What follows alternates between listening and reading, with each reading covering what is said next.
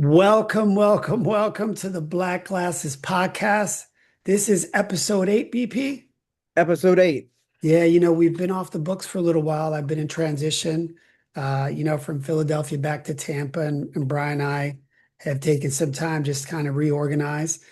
For those of you that are joining us, the Black Glasses podcast used to be made up of three of us with Joe CD. Joe CD is no longer, participating with us in this podcast. We might have him on as a guest from time to time, but, we just have to work some stuff out in the future for that relationship to come back into the fold here. But Brian and I are going to be pivoting a little bit in our conversations. I think, in the past, you might have heard us talk about, psychedelics, but the lens of this podcast is really going to be looking at, life is lifing and who are we in those moments when life is lifing. And, we're going to put that black glasses lens on and possibly give new perspectives on life and how to live a life that's more optimal, more in flow, you know, being with what's so. And then how do you move powerfully past to it? But today's topic for me and BP as we pivot in, we're going to be talking about new conversations. And so BP, it's good to see you, man. So BP, what's on the episode for today? Episode on for today. Eli Lilly acquires a 5-MeO-DMT nasal spray. What happens when pharma enters the psychedelic conversation? What happens when big pharma enters the psychedelic conversation? So, Yeah, Eli Lilly is definitely, they're probably one of the largest pharmaceutical companies in the world, right? And this more recently, I think the news you're talking about is they agreed to acquire a company, a Thai Beckley, right? And the deal probably worth about like $2.8 million up front, and then another $1 billion connected in future milestones. And and don't quote me on this one, right? But I think the main attraction is something they call BPL 003. As a matter of fact, BP, why don't you yeah, Google it I'm and on it. look it up, I'm on it. right? And from what I understand, right, it's a synthetic form of 5-MeO-DMT that's delivered through a nasal spray, and it's being developed for treatment-resistant depression. Right? So what are your thoughts when you first hear this, BP? With this pharmaceutical company acquiring psychedelic medicine to incorporate it into the general population in masses. Yeah, yeah. What are your thoughts? Yeah, I'm like, for real. Like it's not their territory. It's like that was what first came to mind, and this goes back a few weeks. Uh it Yeah, so what territory would it be in? Like, what is it not territory? too What big. territory would it be in? There's the world before big pharma, and there's big pharma. So when we talk about or just pharmaceutical companies and these laboratories, but LSD is pharmaceutical, right? Or I know that we can synthesize quite a bit, and I have it that this is it's just looking to capitalize. I mean, I immediately went to commercialization of it, not looking at the benefits that it could provide. It's who it's coming from. It seems like it needs to be coming from more of an organic, natural source, not to go hippy dippy. Just it's pharmaceuticals are laboratory, and then there's natural. Yeah, I think, probably right. More likely, we're talking about like at a personal level, the experience. Like when we think about 5-MeO-DMT, we think of, the sources for that's probably already always been a gray market, right? It's an illegal molecule, in the world. I think it's as considered a Schedule One drug, so there's probably this big legal play on it and things like that as well. So like, right, I've been familiar with 5-MeO-DMT, right, more in the sacred industry, which is much more indigenous deliveries, you know, uh, sacred experiences delivery, deliveries to people, and then the recreational opportunities, like people can source it and get it. There are people making NN-DMT vape pens, that people are getting access to DMT. But this is something, definitely more rare and unique. So like I'm surprised. Well, I'm not surprised, right? Is how quickly psychedelics are entering into the mainstream, right? A lot of big pharma companies are getting involved, but more recently of what I do know about is like I know at the University of Penn, right? They have a psychedelic department. So they've been doing all these studies. I don't know the companies and the industries who've been working on the compound, but clearly Atai Beckley has been working on creating a synthetic form of 5-MeO-DMT that can be delivered through a nasal spray, right?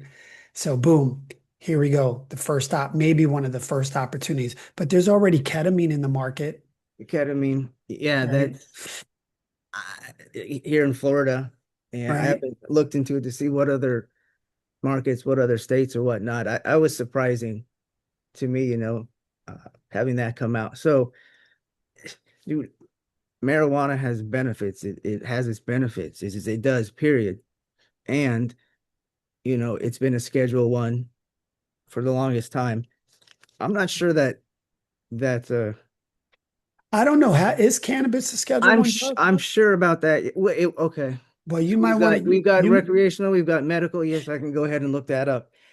When it comes to the DMT, the Bufo and such, Schedule One, like it's not a recreational. It's not so recreational. So I wonder what they do classify it as. I can take a look at that. Well, And you definitely can, look it up, and we don't have to be like all technical here, right? But what we do know was it was an illegal molecule. I'm sure it would ever, being manufactured synthetically or anything like that, that was an illegal issue.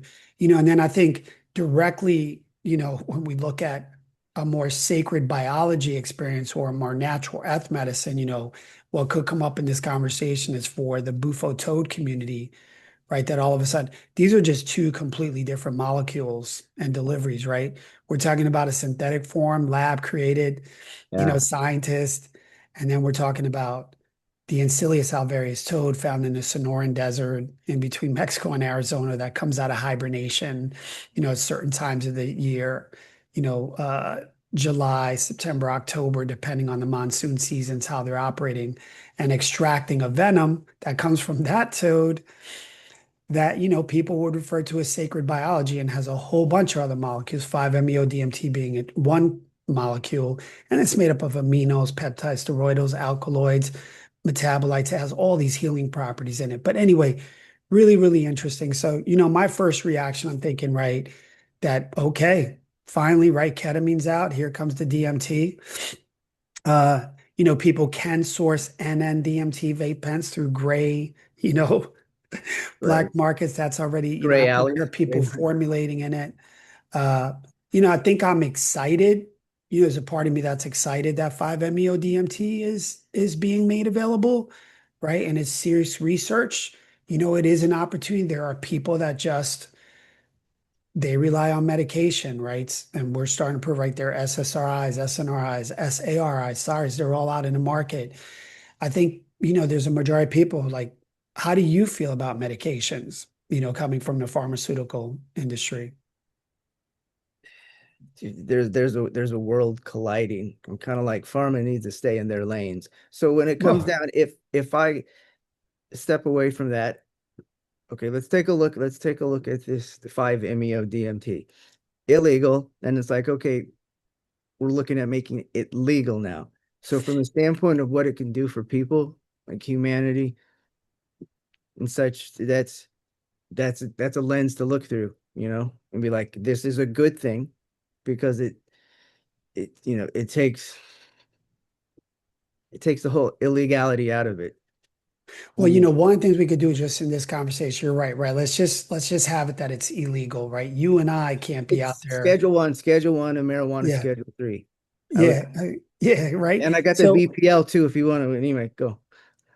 yeah, so right, so regarding that fact, right, and we can even look back in the history of like when did these certain molecules or particular compounds or some of these earth methods start to become illegal, right? So there's a whole history, right, going back into like I don't remember what year, but there's a whole history of like pharma laws, manufacturers starting to make things illegal so that they couldn't compete with existing technologies, right? But that's what all this is there. And I think what's going on now, in government, especially with RFK, right? Who seems to be pro psychedelics, right? There's conversations about him, the use of it in his family, how it supported them.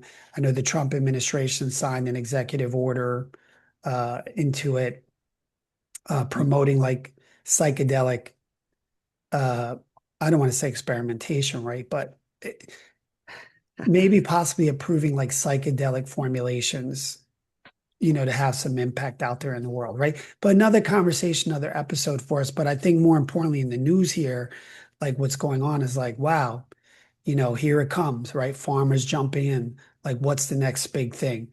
They've tried every other solution, every SNRI, any SSRI, they've tried them all. Are they making people better? I don't know. That's a very unique conversation. I'm thinking about someone close to me in my family, right? He's really happy he's on medications, you know? He's on anti-anxiety medications. He feels absolutely great. My experience of this person, that he's super numb, super disconnected, right? His experience is that he's happier than ever, right? I'm like, wow, okay, cool. But, to each his own. I have a small opinion and judgment about it.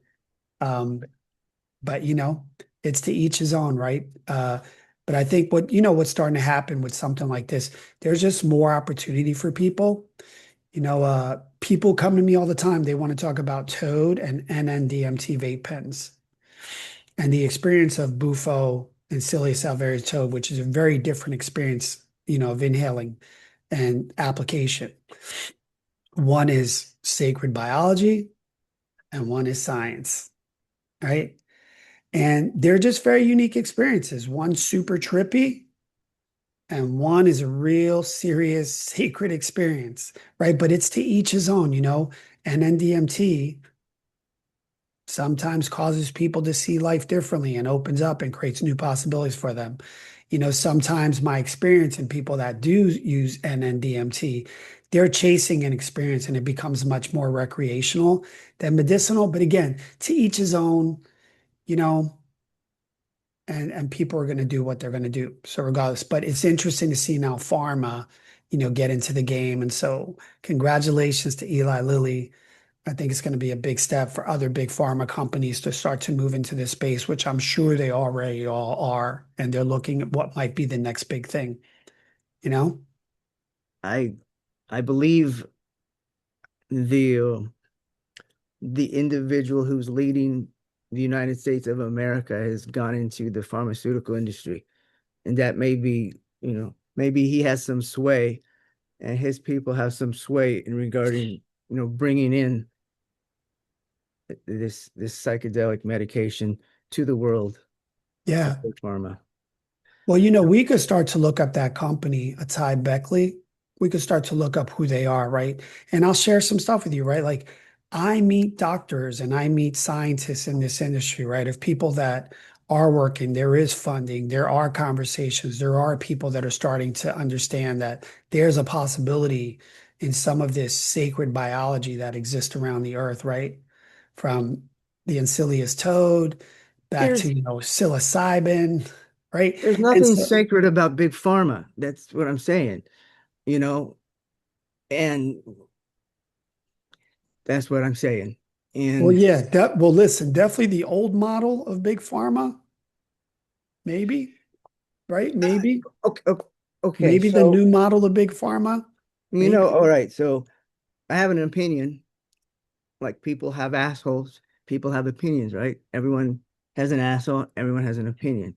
Maybe not everyone. And I know a big,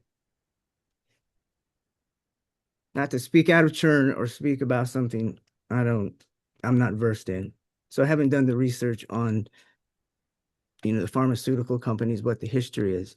Apparently, according to like what I've read, what I've heard, movies and such, cocaine, opium, like readily available and completely legal, and then it goes to illegal. There's the book Reefer Madness is talking about prohibition. We got alcohol, then it goes to marijuana and dot dot dot. And it gets, it comes back to business and money. I believe a lot of it, So to wrap this part up, sidebar, uh, spiritual psychedelic pharmaceutical companies, maybe this is an opportunity for a new startup, although that's a pretty heavily guarded industry. So Yeah. Well, listen, you got the concerns about commercialization and I'm not anti-business. It's and I haven't had this conversation before, so this is new for me too, just exploring it. It's just yeah, ketamine's legal, marijuana's coming around, it's legal here, recreational, medically, and now, with this the DMT, the 5-MeO DMT. So times are changing, that's for sure.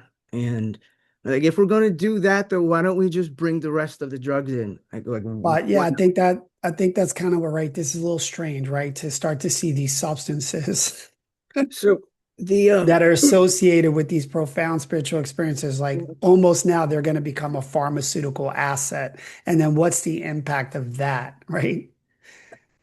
the yeah, so as I recall in Reefer Madness is talking about countries like whole economies that are run off of the black market, So if you take something that's illegal, you bring it legal, you're messing with economies. The I did read an article the other day.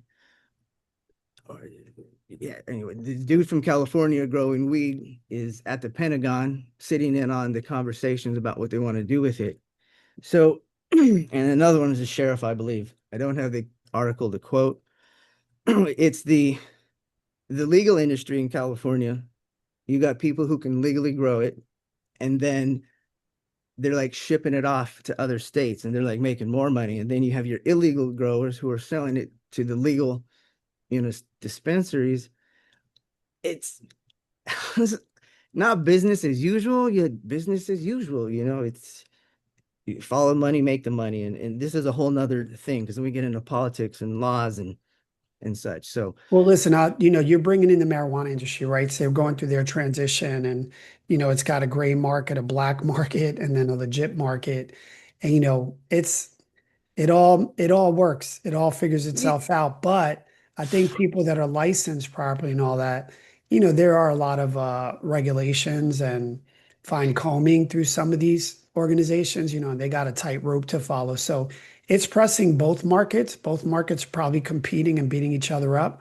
But that's been an interesting transition. I think on this one, like having a because first of all, let me just share this, right? That like ketamine, like cannabis, like psilocybin, sometimes those experiences can have really profound impact on people. I've witnessed it, right? I work with veterans. I know veterans that are in the space that have been introduced to ketamine experience, right? They go into it, they don't love it, but it's an escapism for them. After maybe a more sacred experience like toad experience, that I've worked with plenty and plenty of people regarding that, right? Their experience after doing toad is a brand new relationship to the mental health that they're being provided, right? Initially, when they're working with their mental health professionals, they're like something's wrong with them. They're suffering, they're dealing with all this pain, all this energetic state, these conversations that they're holding on to. They're dealing with that. After a toad experience, what I'm starting to find and understand through my clients and feedback is that they have a new relationship to how they even use cannabis. They have a new relationship to the ketamine experience versus it being escapism. Now they're going into the ketamine experience and going, hey, this is an opportunity for me to dive deeply into myself and release and explore and create and move through and it be more of a benefit versus escapism. So I think the recognition of this, it could provide people access who would never go do a ceremony, who were never going to go do ayahuasca, who are never going to go do, psilocybin, who are never, ever going to go to Mexico or some, other place to do toad medicine, right? Or afraid wherever there might be a gray experience to it. So that's just an opportunity, right? But I get the strangeness of it. So, you know, what do you I think happens though? What do you think happens when some people have called like sacred medicine? right? Now all of a sudden it becomes part of a multi-billion dollar pharmaceutical acquisition. Well, so within the last few minutes, I'm like, you know what? Marijuana going to the pharmaceutical side or the legal side, I'm like, that's completely like the whole natural world too. And that was a whole different lifetime with myself and marijuana. Ah, so in Florida here, it's what we have medical marijuana. By the time it actually became legalized, I could care less.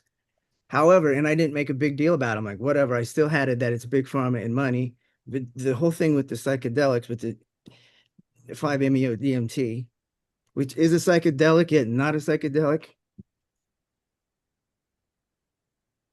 Well, in my 5-MeO-DMT is considered a psychedelic compound, it's right? But nothing. the Yes, right, but it's nothing like. the uniqueness in plant medicine or like in toad, is that, the property is much more natural and organic. Well, it's okay. As I have it, like the scheduling of the drugs, it's based upon the potential for abuse, as opposed to use it for this, you're good. It's the enjoyment factor or whatnot. So Yeah. Well, like the you were talking about cannabis, right? yeah, There's still a gray market for cannabis. There's still a black market for cannabis. And now there's a sure, commercial market for sure, cannabis, right? sure. And it really is to like each his own, you know? Well, yeah, take the law out of it, to each his own. Yeah, Well, with you some. just said you don't even care anymore. Like you don't really care if it's legal or not or whatever. Well, Like if because I you, don't, I don't, I don't, I don't partake anymore, dude. It's not like when I was younger, it was a different time and different thing. And it's like, man, we got to get this stuff legalized. And I was like, I could care less. However, I know people are benefiting from it and like they did before. And I haven't looked into the statistics of, the penal system and all, but that's another, whole nother area why things are illegal, right? Because there's that whole industry. So whoever and however is running the show, I mean, they're working it out, or there's some big feudal fights, big feudal. There's something going on we don't know about it because, again, like I said, the economies. I mean, this is big, big, big time money, and you start messing around with people's income and stuff. So back to you in the studio, Angel. well, The $1 billion that Big Pharma so is so BP, investing. Yeah. what do you like in one sentence, what do you want to say? Like you're bringing cannabis into this conversation. So So okay, it was unintentional. When I did say it, though, I thought my thinking went to this is natural, like the topic we're talking about here with the DMT, right? Specifically the 5-MeO DMT. I'm having a bigger issue with the pharmaceutical company coming in here now with the 5-MeO than I did with marijuana. And yeah, well, that's a curious thing, right? it Like, is, it what is is, the and issue? it came up Like, today in this conversation. So yeah, because I would think if you didn't care about cannabis anymore, you probably wouldn't really care about this. well, Unless, okay, it's and experiences and such, dude. They're two completely different substances, and the 5-MeO DMT is not anything like psilocybin or other psychedelics that I've experienced. yeah. And so when it comes to the potential for continued use and abuse and everything, it's like no way. Like I'm not going to take that and go to a show or just. Some Well, people may. I mean, the whole like addiction level and yeah, I can share something, like my experience being in the space, right, of people pursuing sacred experiences because they're psychonauting, they're out there, they're exploring this conversation. I meet a lot of people that do ketamine. mm, And I meet a lot of people, and I don't want to say this, and I want to say this, it's an assertion, right? And lightly, my experience, right? And it mm, could be it's because people that are chasing, they're looking to heal, they're looking to reset, they're looking to find that one thing that's going to change their whole life. And maybe someone hears that this is it, right? Some of those people come from a ketamine background. mm, One of the things I've learned is based on some people's experience inside of, you know, Doing an experience, having a 5-MeO DMT experience, however you have it, whether it's a sacred experience, in a Bufo, indigenous, gray market community, right? What you're hoping for is like the integration and the post integration is there because the experience itself is far more than anyone can ever imagine, right? And it's really important to be grounded going into that. None of it's a solution. It's a very profound experience. When you come back from that, you're going to have your humanity. It's a very unique experience to tell. And then hopefully you're grounded when you come out of that, right? One of the things I'm seeing in the ketamine community is that people are going to do ketamine, bro, and they're going to do ketamine all the time. Yeah.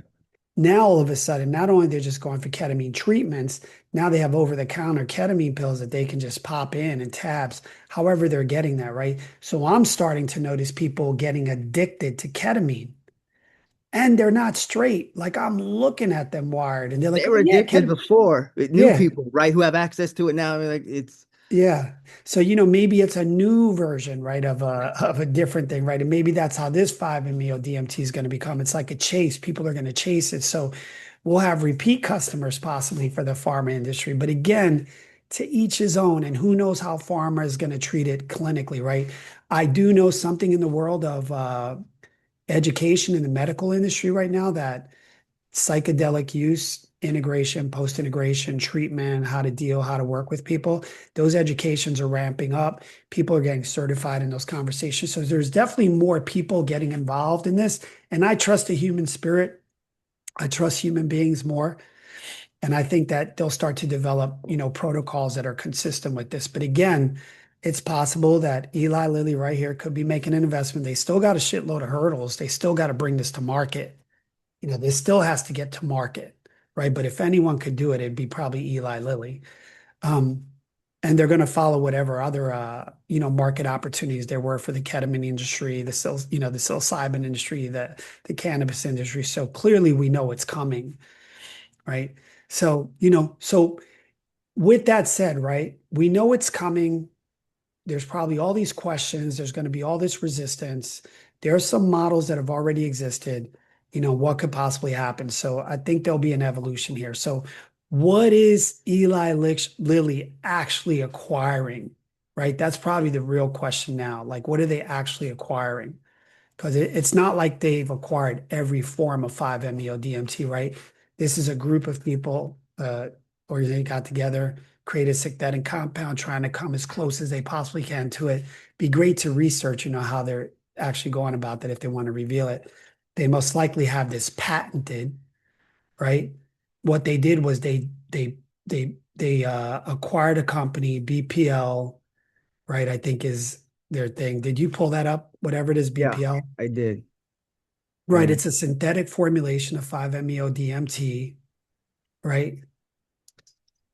what we've got It's is an it's an intranasal a like synthetic delivery method. pharmaceutical grade formulation of 5-MeO DMT, also Yeah, called mebufotenin. benzate, right? It's an intranasal delivery method, right? Someone's gonna be able, Yeah. right? Pretty interesting, right? It's delivery. It's gonna be fast. It's going to be a fast delivery system, right? They bought the intellectual property, the patents, they got the clinical research there, right? So Atai Beckley probably has a ton of, clinical research they're doing. So I have a friend who works in the clinical research side. So, I get to see the intensity, these organizations move through stuff, testing and moving through doctors and patients. So, I know there's some going on like clinical research. There's a regulatory process, right?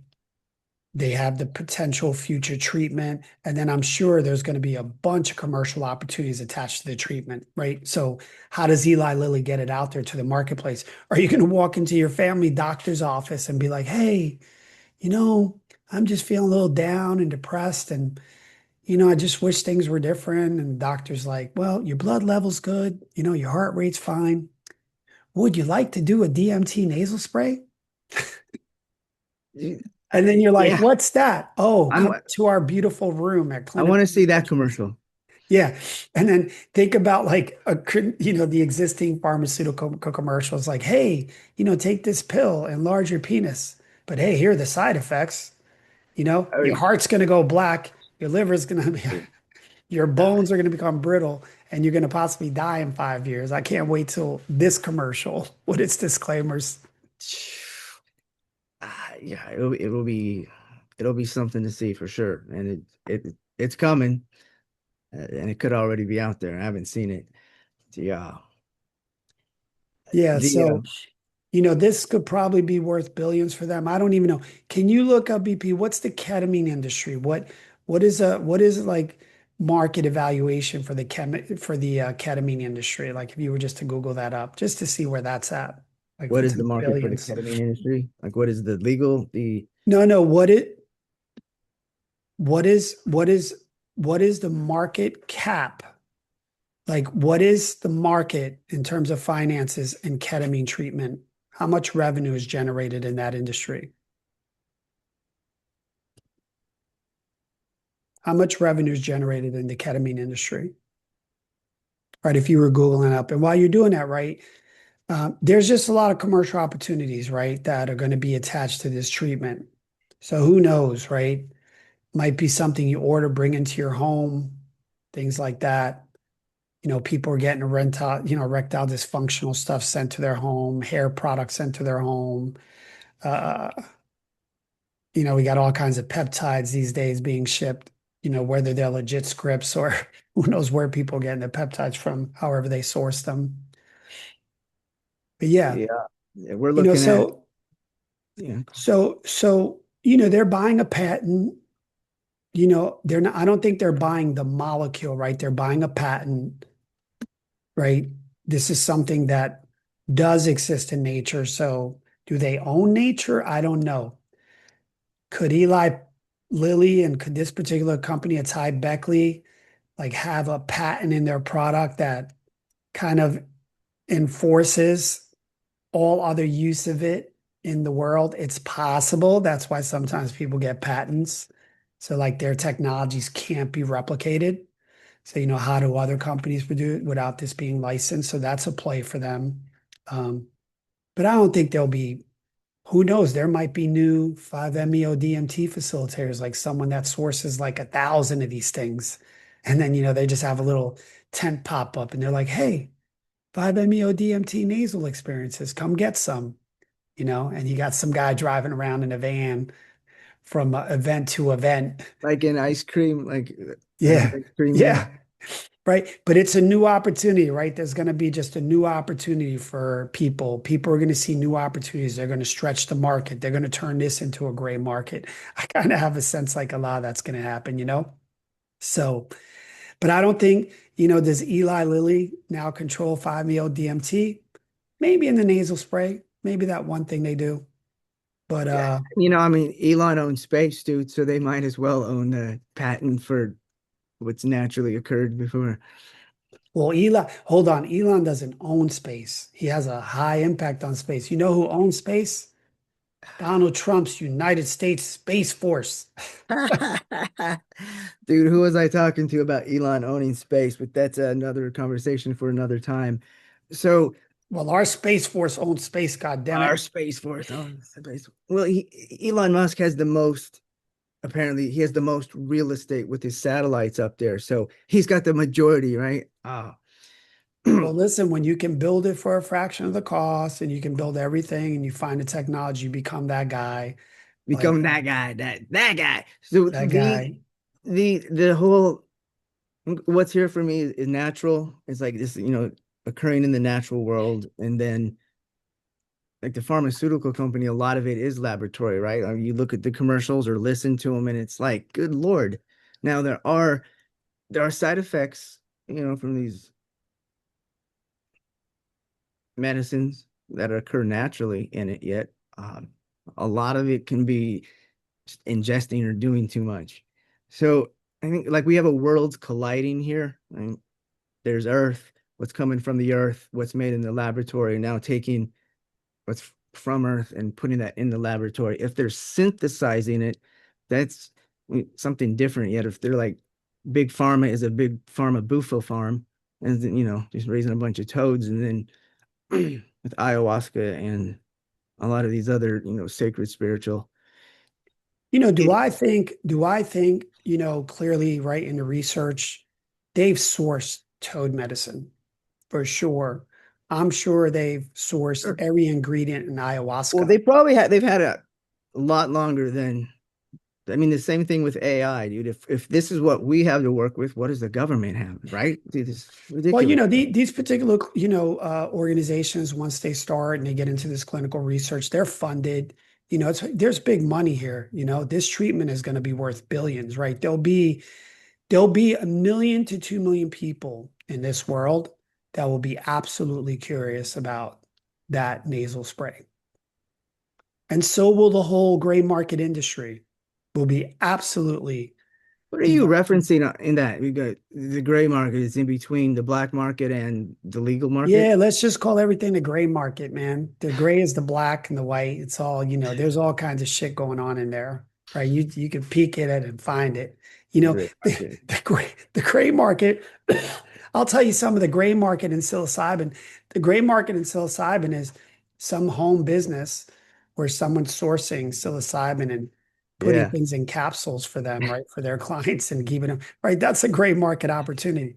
And trust me, I don't know, even myself, if I could source like 5 or 6 of these and I had them and someone was just curious about it and had enough application of it and Mm. you know, I do have access, right? I do know a lot of people have done NNDMT and I have a Mm. unique relationship to how I relate to them and how they use it. Some of them use it straight recreational. They're Yeah. straight up for the experience and the trip.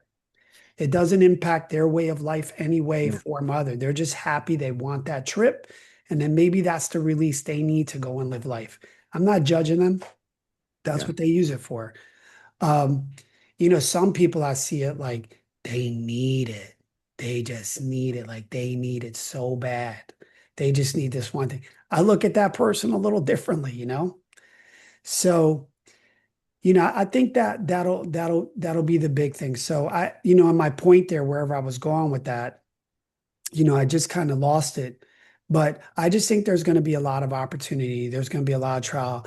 Definitely, this is big money for them. Did you figure out how much is in the ketamine market? How much is the ketamine market? Yeah, it's recent estimates place the US clinic market at 4.2 billion with a Phew. projection Oh, around 7.7 in 2031. listen to me. That's just ketamine. I You need know to what I'm get in on the saying? gray market. Yeah. If I Now think about that market, right? So now we're going to get 4 billion ketamine. Same person who's doing ketamine, guess what they're going to try to go get now? They're going to try to go get DMT nasal sprays. So it's just a big market for corporate America to get into for sure. So more coming, man, right? So Ha, I get ha, it. I get it. You get it legally, and then you're gonna sell it off to somebody or pass it off who doesn't have the prescription. Continue. Yes. well, people are going to do what they're going to do, man. And that's the gray And I market, mean, you and know? that's They'll not new at find they'll all. find new ways. Some people will make a difference, some people abuse it, and but I'm sure pharma will do everything they can to start to protect themselves. So, like, how does this start to affect like ceremonial facilitators, right? Specifically in Toad or 5-MeO DMT, or even people that use NN-DMT vape pens for their therapy, right? Yeah. It's just going to Yeah. be a new conversation. But again, they are literally totally different experiences. There's the Bufo toad experience is an entheogenic experience. Like it's normal for people not even recall that experience. They just feel it at a cellular level, right? They don't come back with like, oh my God, I tripped and I saw these things and I thought I was in the Matrix and the agents came and I started to get, this silver liquid wrapping my whole body and I couldn't be like, that's all trippy stuff. And that kind of stuff happens. And and a lot of the sacred medicines like ayahuasca, the reason for that is that in a lot of psychedelic medicines, the default mode network is not completely deactivated. The Bufo, the Insidious alvarius venom Hmm. deactivates the default mode network. Its molecules deactivate that. So for a moment there, the ego takes a nap and it gives that person an opportunity to move through this non-dualistic state. Now, whether people are unconscious, subconscious, or in the third layer of the conscious, or whatever, I hear people talk about that, man. How they ever know that, good for them, right? What I do know is this: it's a very unique experience compared to a synthetic component or even all the other earth medicines put together. from you name it, from cannabis to psilocybin to ayahuasca. They're still all trippy because the egoic state network is there, right? Cannabis, different system, and the cannabinoid system, being activated. But, and then people that are doing NNDMT or synthetic versions of it, again, they seem to have trippier experiences.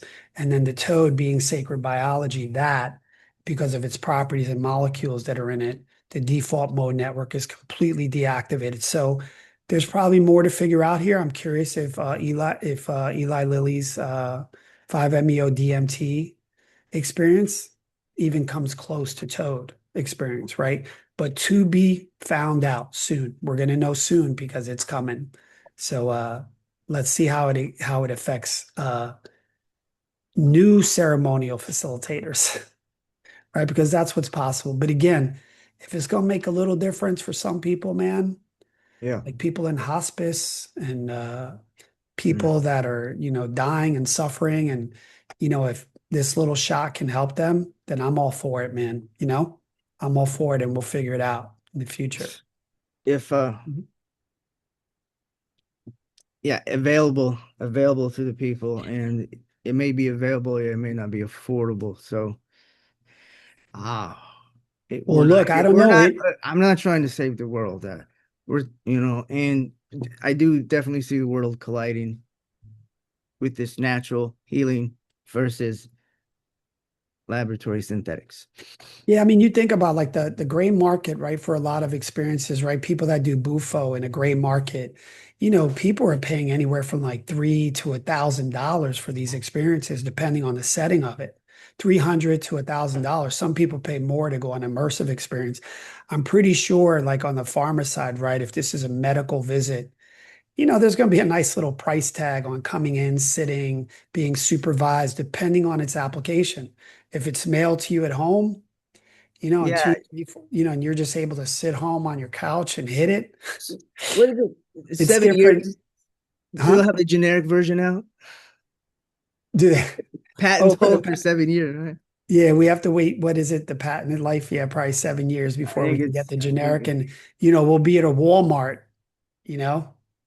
So is there a generic Bufo? We'll be at a Walmart. No, Well, no. I What think will if be? anything, BP, these are generic Bufos. They're Yeah, trying to yeah, get. right. I'm just thinking of an actual generic Bufo toad, like in living.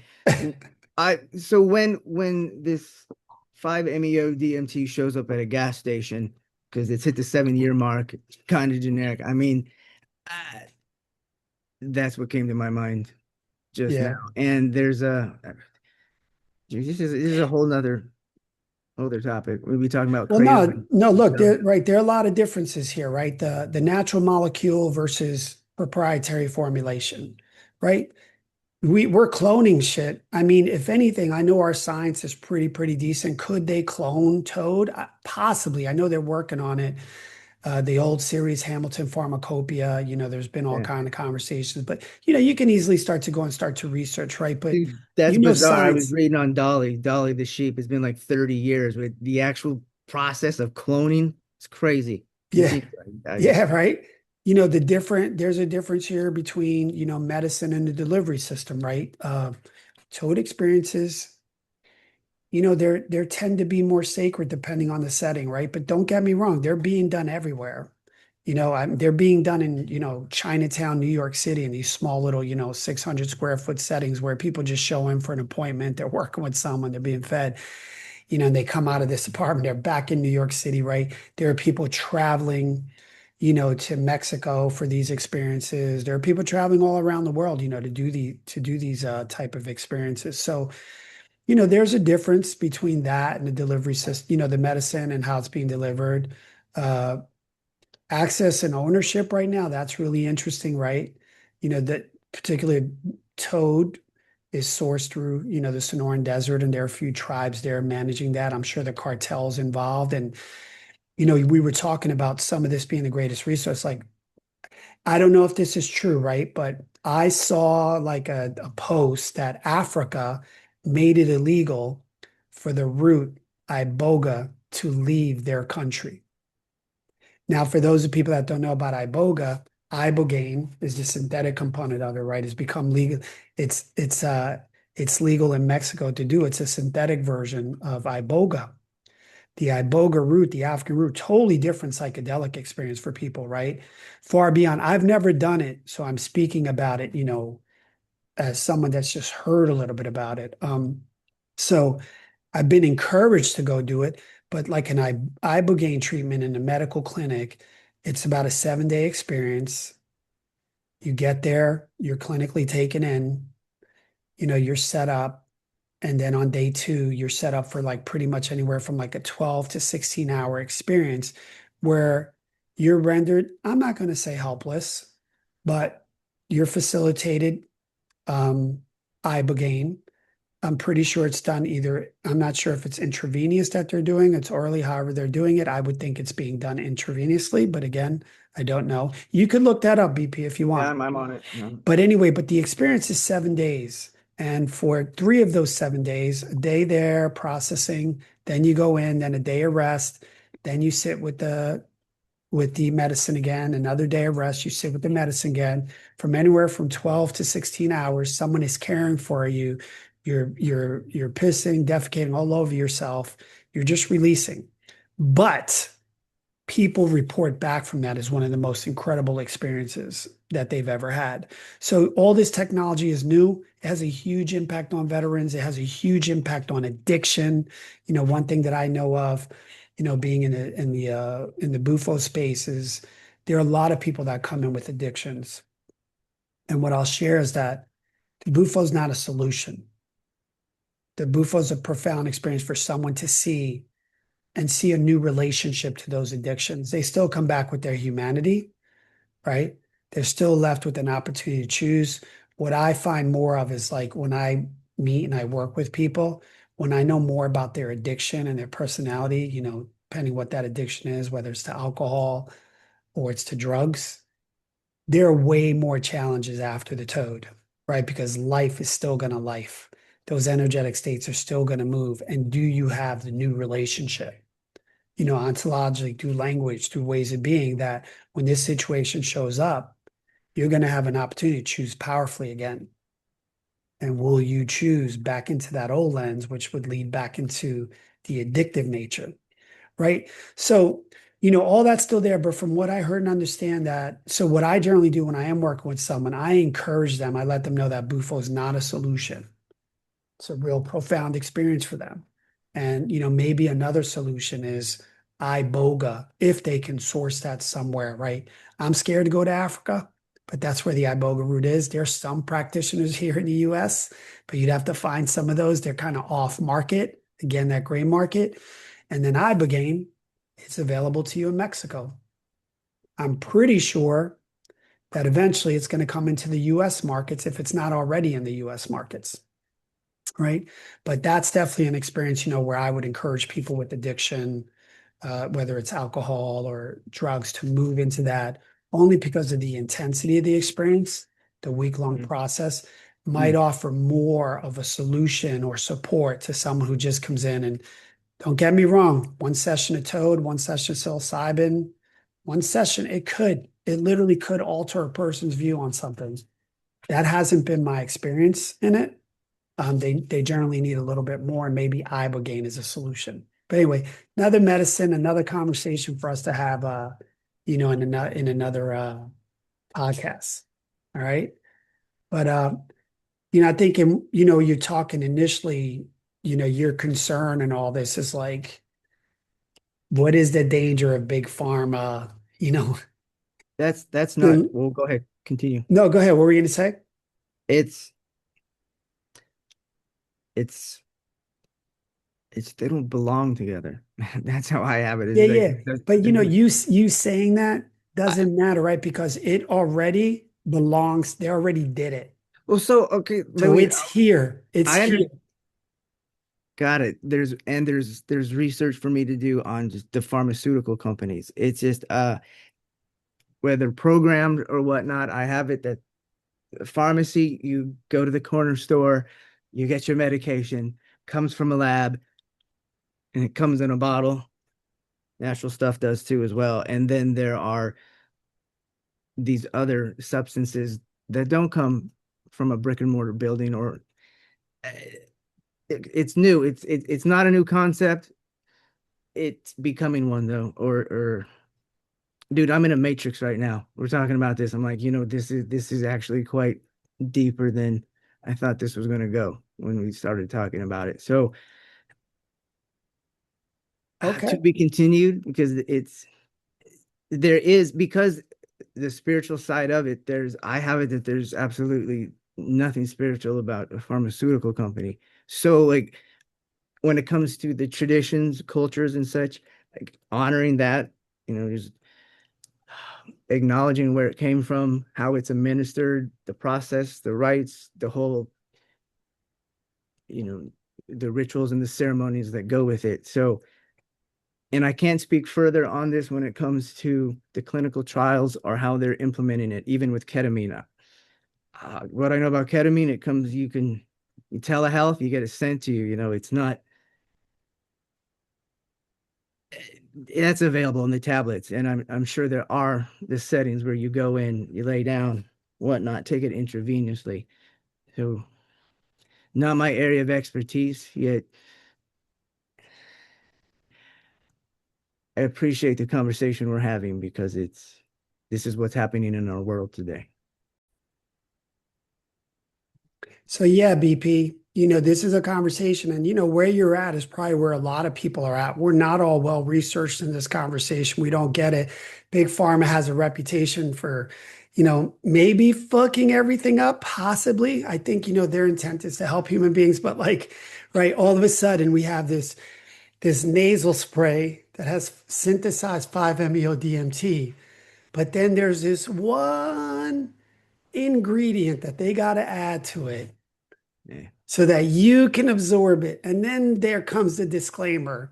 If you notice your lips blowing up in this filler and your eyes turning red and this and that, could be possible, right? Warning symptoms, things like that. So who knows, right? So If your when bowels does are like exploding, like so when does medicine become legit, right?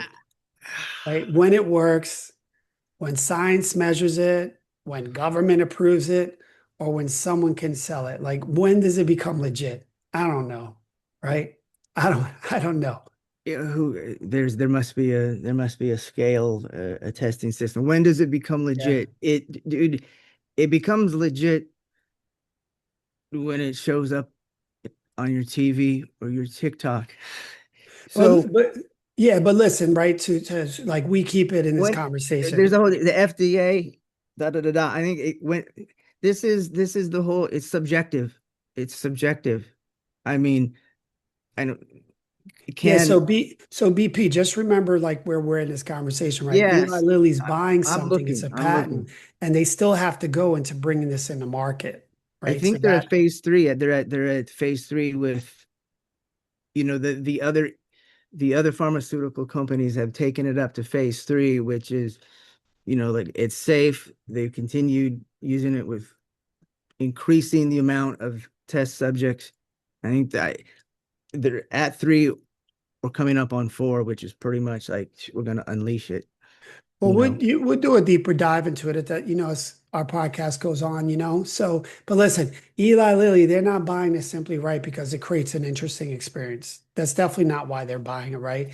This particular application is they're developing it for something called treatment resistance depression, yeah, right? That's why yeah. Eli Lilly is bringing this to market. So, I think the big question, for someone else, it would be like, what is it for? Right? What is it for? I don't even know what treatment resistant depression is. I get a sense of it. What would you say that sense is? What do you say that what? What, so treatment resistant depression is, not responding, right? The medications that are being taken, like the symptoms aren't improving. And so introducing these other medications, I mean, I was Well, looking yeah, up. we're talking about people resisting Well, multiple antidepressant treatments, right? yeah, so on a like a biological, physiological level, right? Like within the body, it's like I take this, and then one of those 500 side effects I could have had, I had 300 of them. So it's not working within my body. It's like it's physically making me sick. It's like chemo. It's just like so, or the individual's not responding to it. Maybe they're not having adverse side effects, yet their condition is not improving. So Yeah, you no, listen, we know that SSRIs, SNRIs, right? All serotonin inhibitors and yeah, blockers, right? They're messing around neurologically. They're messing around neurologically, with our systems. And so, yeah. but there's science behind it, right? But who's being responsible for the negative effect of it all, This right? is But what starts to come up now all of a sudden is that, the it's being studied, right? are they failing? These treatments aren't producing improvement. People aren't improving after these treatments, right? If anything, they're on it and they're not improving, right? So that's what treatment resistant depression is. Yeah. I think the conversation is broad, right? I think all types of people try different things, right? Like we try to be healthier, and then we go through our normal process. We eat eggs, steak, and then all of a sudden at night there's like some big crumb cake and ice cream, and we're like, let's eat the Eh, crumb cake and ice cream, right? So that's treatment resistant too, to some degree. Uh, yeah, but there you I, go. but I think specifically, maybe what they're acknowledging here is that, hey, these pharmaceuticals don't work as well as we'd like them, and they have a bigger impact on society, right? And so maybe this is the new pivot. This is the new direction, right? That's what's over here, that's what's possible. That's what I think with new mindsets, new CEOs and companies coming in and looking at, okay, how do we play this game? How do we bring this natural product, right? Because think about it, if Big Pharma decided they wanted to serve toad medicine to the whole world, what they would have to do is go to the source of those toad medicines, create a sanctuary, an environment where these toad medicines could replicate and become Megatron, right? Because you'd have to feed the whole world this if this became like the medicine for the world, right? Imagine you grow up, you get your standard vaccinations. Maybe you don't need as many because all of a sudden, like, 3 times in your life, they have these three sacred biology experiences that people are going to go through, and everyone has to do it at least once in their life, right? And in doing this, it just creates a better life profile for you. You're going to be healthier, Bro, more ambitious. Your mindset is going to be more positive man, because you're really selling it. Yeah. somewhere inside here in this medicine that the whole world has to take, What are the side effects? right? And Here we that go. maybe just, well, maybe, right? What we hope is that they're leaning for very little side effects here, right? That's The a least. dangerous drug, that Well, hopium. we don't know. That's just the story we have about Big Pharma, right? Because we've been fed other medications that have serious side effects. So I have questions. True, true. I have questions around like this whole intranasal thing, this person resisting treatment. I mean, is it like the body or is it mental? Something around how they're processing it. So, with the whole the ceremony and such, it's one thing to take the nasal spray. It's another thing to experience it through the inhalation process and what's been, traditionally how it's traditionally administered. So the iboga uh, Iboga, is it's a that's root. a that's a root, Yeah, it's an a root. They're African root. taking it. It reading through it. It's bitter. They kind of just take it in spoonfuls and wash it down with water and tea, or they do make a tea with it. That's the natural. The synthetic is a white powder that they put in capsules. And essentially, like they're talking about hooking people up to machines. It's heavily monitored. So there are the side effects there with iboga and ibogaine. So some Yeah, serious well, stuff. that You and the know, ibogaine component, I know nothing about it at all. I If anything, if I ever go do it, I'm going to go do iboga. The ibogaine component, I don't have any background or have I done any research into it. yeah. Around it and its application. I think I shared it was being done intravenously. I just don't know, but I got what you're sharing. It's being done in a capsule form and then they're taking it. I'm sure it's You fast know, acting. LL, Um, they're known to hallucinate or not put the full information out. That's what showed up on that first round of research is yeah. capsule. Well, it's popular in Mexico. Veterans are Yeah. doing it a lot. I'm hearing, I definitely hear a lot of good stories of its impact on others. There's a movie of Waves and War. I think, those particular guys were doing ibogaine treatments and then getting a little bit of a toad experience. They probably work really well hand in hand. Toad, the Bufo experience and psilocybin work really well hand in hand, and Bufo just works really well with everything after it because its impact on human beings is very different and very unique. So hopefully, that's what these treatments are going to bring. At least people bring closer to that, and we'll see. So I'm not hating on it. I think there's more opportunities, more impact for the world, and clearly, big pharma moving into the space is a good thing. And it isn't even big pharma, right? It's a small pharmaceutical company It's minor league pharma. that created, and then probably organized inside of big pharma, and then big pharma comes in and scoops it up, right? But money talks. So Money talk. The as far as the administration, how it's administered. So, you've worked with vets, you're a veteran yourself. You've worked with quite a few veterans and working with their recovery, coping, healing. So aside from taking like the drug itself, whatever it may be, the psychological component to it. So when it comes to like, the ceremonies, the rituals, how these medicines have been traditionally applied, I see I mean, some people may be receptive to that. Some people could be like, this is too crazy. Like, I'm not doing that. Uh, and so I'm interested in the psychological component, you know, uh, because that's a big part of healing as well. So how it's introduced to them. And as you said, some people could be like, Bufo toad, what? I don't think so. Yet nasal spray all day long. Yeah, baby. Oh, yeah, because it comes from a source that they trust, right? Whatever their relationship is to it. there could be So quite a few totally get it. very individual. You would have the experience or know more about it, just how people.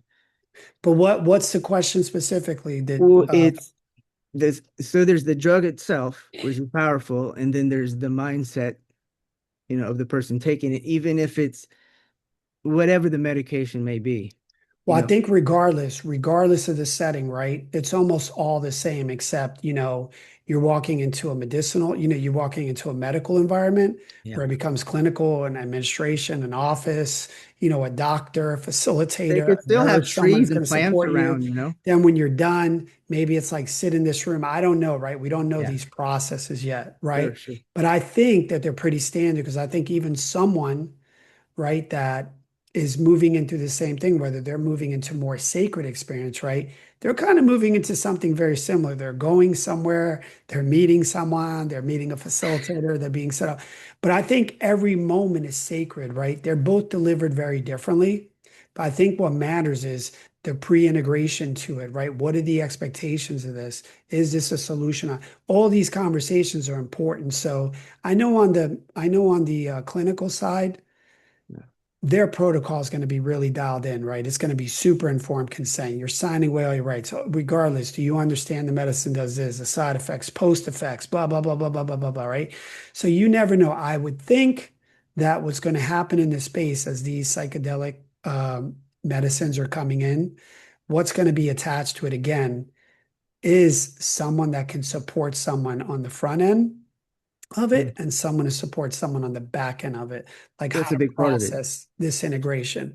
And I think people try their best to do that in some of the sacred spaces as well, right? So, you know, we know, the in the facilitations, around the world that I've done, a big conversation for me is before anyone comes in to do medicine is just a whole conversation. This is informed consent. They're making a big Right. choice. It takes a lot of courage to come in and trust Yeah. some fucking person, Joe Schmo, that someone told you about.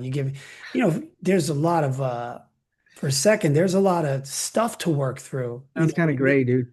Yeah.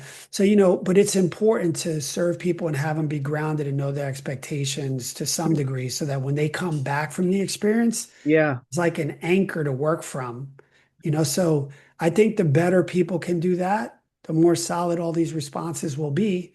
And I think the less people do that, then we'll have different conclusions afterward. We'll have different results, because people can go off, people can, Sure. their humanity comes right back. Whatever their thinking process is going to show up, even if they've evolved it. A certain situation can recreate that old energetic state, and then here you are, right back in the same situation you were, a month before you did the medicine again, and you got to make a choice and what direction are you going to go in.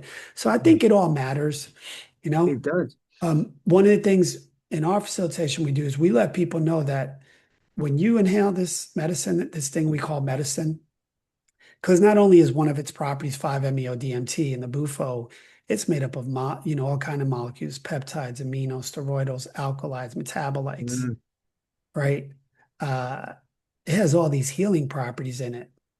You know, I don't know if that's how they're replicating this 5-MeO-DMT. They're calling it five, which is that's another molecule that's found in the Bufo. So Pharma, Eli Lilly, they might just be producing that one without all those other molecules. How those other molecules impact and interact with the human being clearly in toad. It's a very entheogenic experience, very spiritual. Most people white out. They don't remember. They remember A, B, C, and then D to X is like, okay, they're figuring it out. And then X, Y, Z, they're like, it's them coming back, them kind of sourcing, their nervous system recalibrating, and now they're trying to make sense of this non-duality they experience to duality. Everything they believe to be true, everything they ever held on to is like completely like 5D. You go into this observer mode, and then whatever got revealed between you and the creator, like it's unique to everyone, never the same, and how you bring that back and interpret it. So, that stuff takes something, supporting someone through that takes something. Uh, in our conversations, the one we have is that all of this is self-generated within. You smoke this venom out of this pipe, and every It's, little bit of energy, every little conversation, everything like came within you. Like it all came from with you. There's no magic going on out here, none of that. And I think when people realize that and they come back from it, just being anchored there that I generate this, I generate these conversations, I generate these ways of being, starts to give them a little bit of being like a responsibility, you know? So maybe that's what Big Pharma is going to do. I hope they don't have it as a cure for this treatment resistant depression, or they're going to build a long-term fan base, man, where people are coming in and being like, yo, I need a hit. Just like people chase the toad experience in the sacred experience community, they chase it, it's you just know? going to the I'm going over the ketamine house. No, I'm going over to the Bufo house, man. I'm going to lay around. The I think like what's here. Go ahead. No, no. Well, I was Oh, going to just look there, at there like, was what does this mean for like treatment resistant depression? Like, what does it actually mean? the there's a psychological component to this. And like, what's here for me is like the term clinic. I hear the term clinic and I'm like, it sounds like a hospital. It sounds sterile. It sounds like a place I don't want to be. And so bringing in this, stuff from nature and outdoors, I'm like, the last place I'd want to consume it is in some sterile hospital setting. It sounds dreadfully awful, like talk about a bad trip.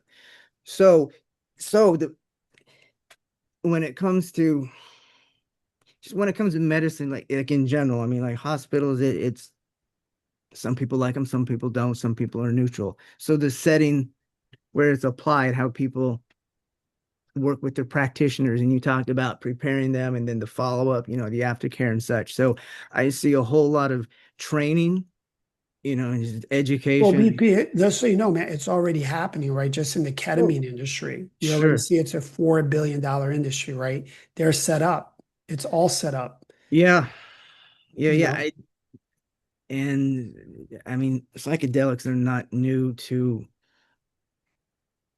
those people who have the power to legalize it or not, right? The testing that's been. Well, we don't know, right? But what we do know is like Eli Lilly What about is the moving. LSD testing back in the 60s with the government, right? That's like Well, legitimate. The well, or I'm the sure I haven't done enough research to look at that, but there's all these stories. We could probably start to look Sure. them up and talk about them and Well, bring them into the ecstasy with conversation. marriage counseling. Well, MDMA, listen, so for us to stay on the Eli Lilly conversation, right? Eli And like Lilly. what it means and like so they create this psychedelic nasal spray, right? Yeah.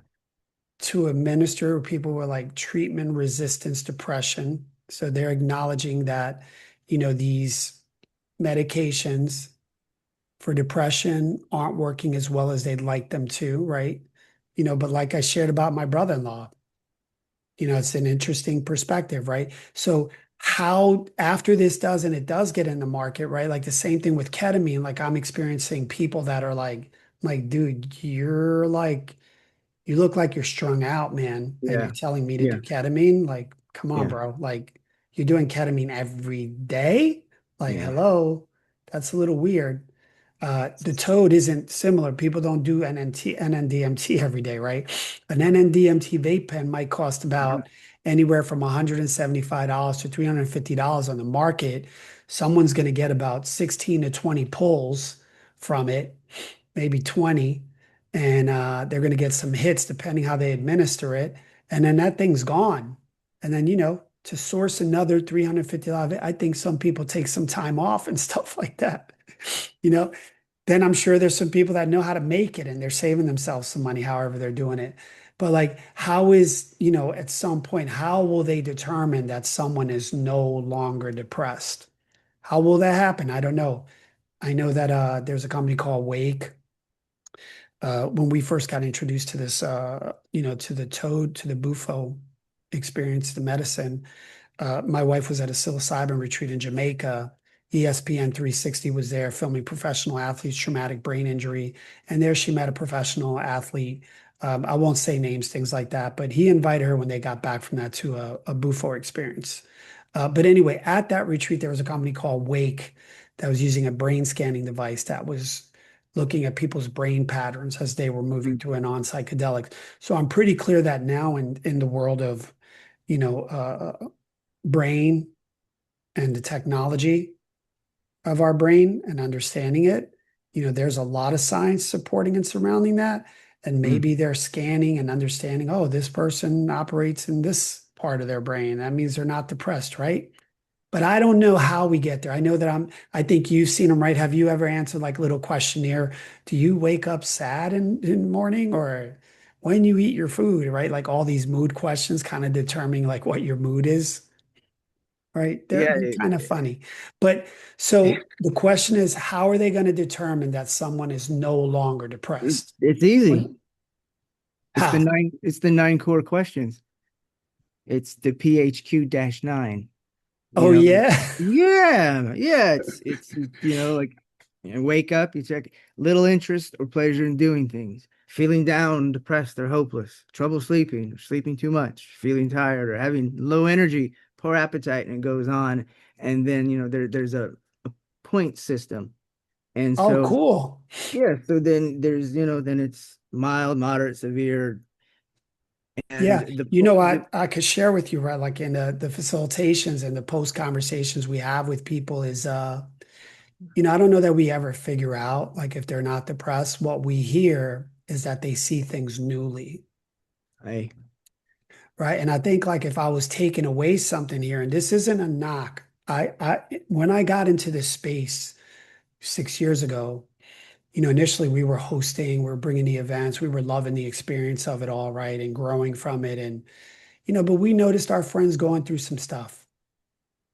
But again, we were just hosting it. We were handing them off to pre-facilitators, people prepping them for the experience, post-integrating them. What my wife and I saw was like some of these conversations were super esoteric and they mm, really didn't prepare people for anything. Didn't really mm, make anyone responsible. So we started to jump in and be like, hey, it's our community. We want to pre-integrate them into this and we want to dude, post-integrate them out of it. And we just started looking at a lens that made them responsible, was like informed consent, saying what we're doing, what we're stepping into, dealing with the reality that, you're going to go through these portals of fear, and connectedness and acceptance of this, right? Like we have a good idea what people are going to go through.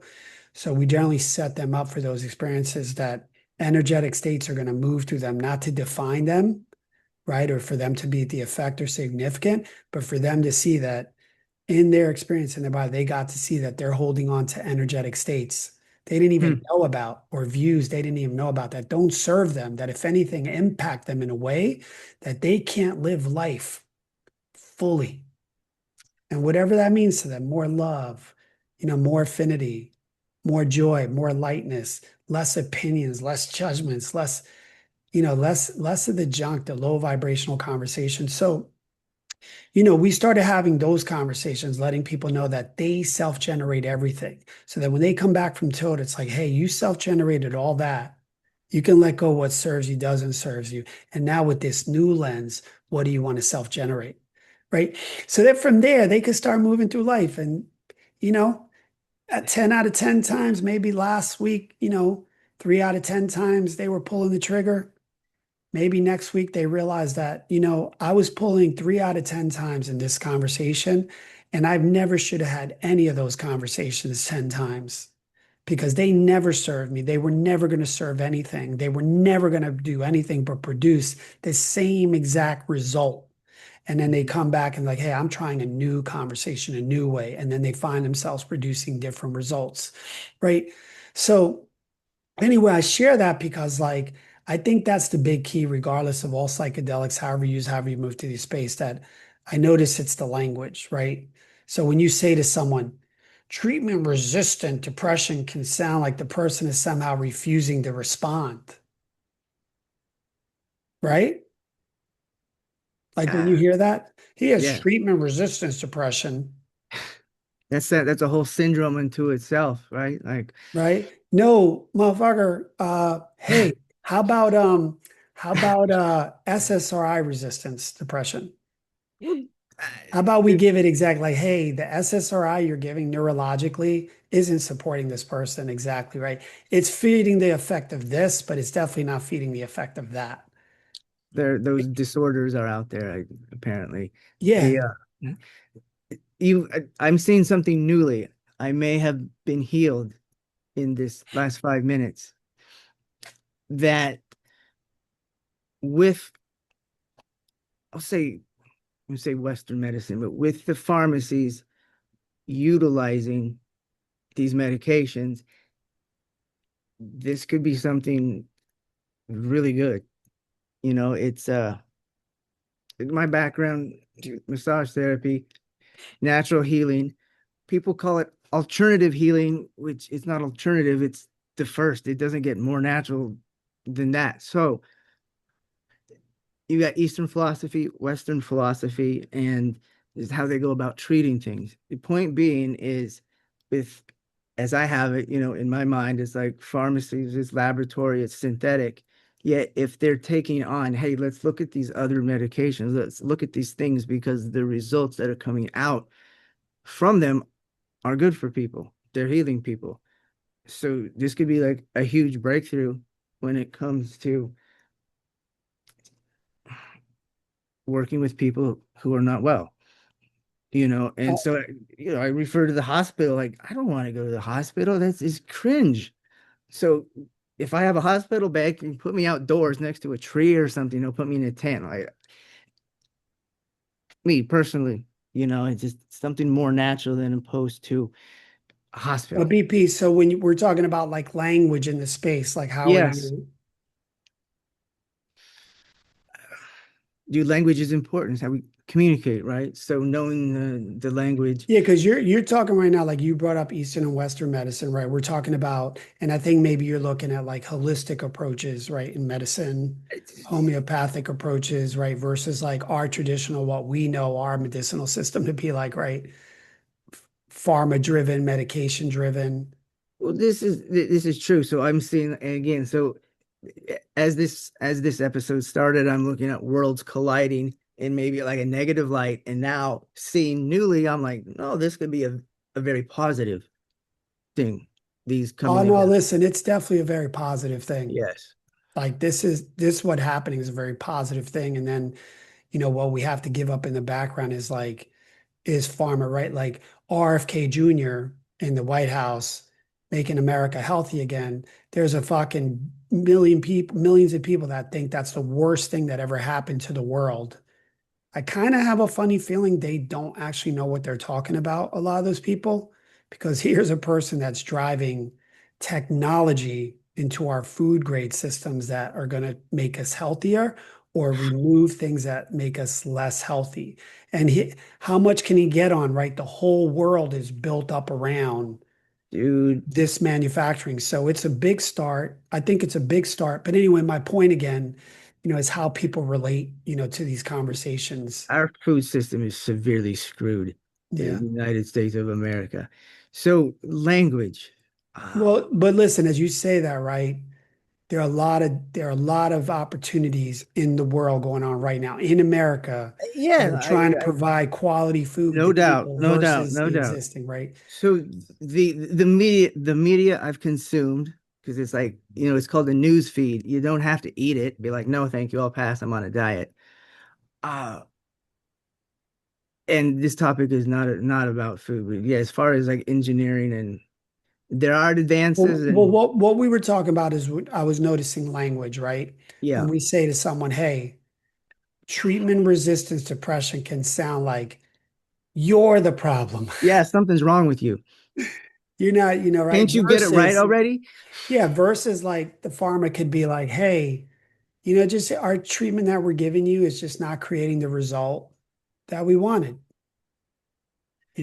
Like it's not creating the result that we wanted. And then we look at exploring how that, why could that be? And for example, sometimes toad doesn't produce, or back in the day when I first got into this medicine experience, we were looking at producing results of love. Like people come out of the experience and be like, wow, right? My first toad experience was love so beyond. The minute I hit that thing, that I was in love.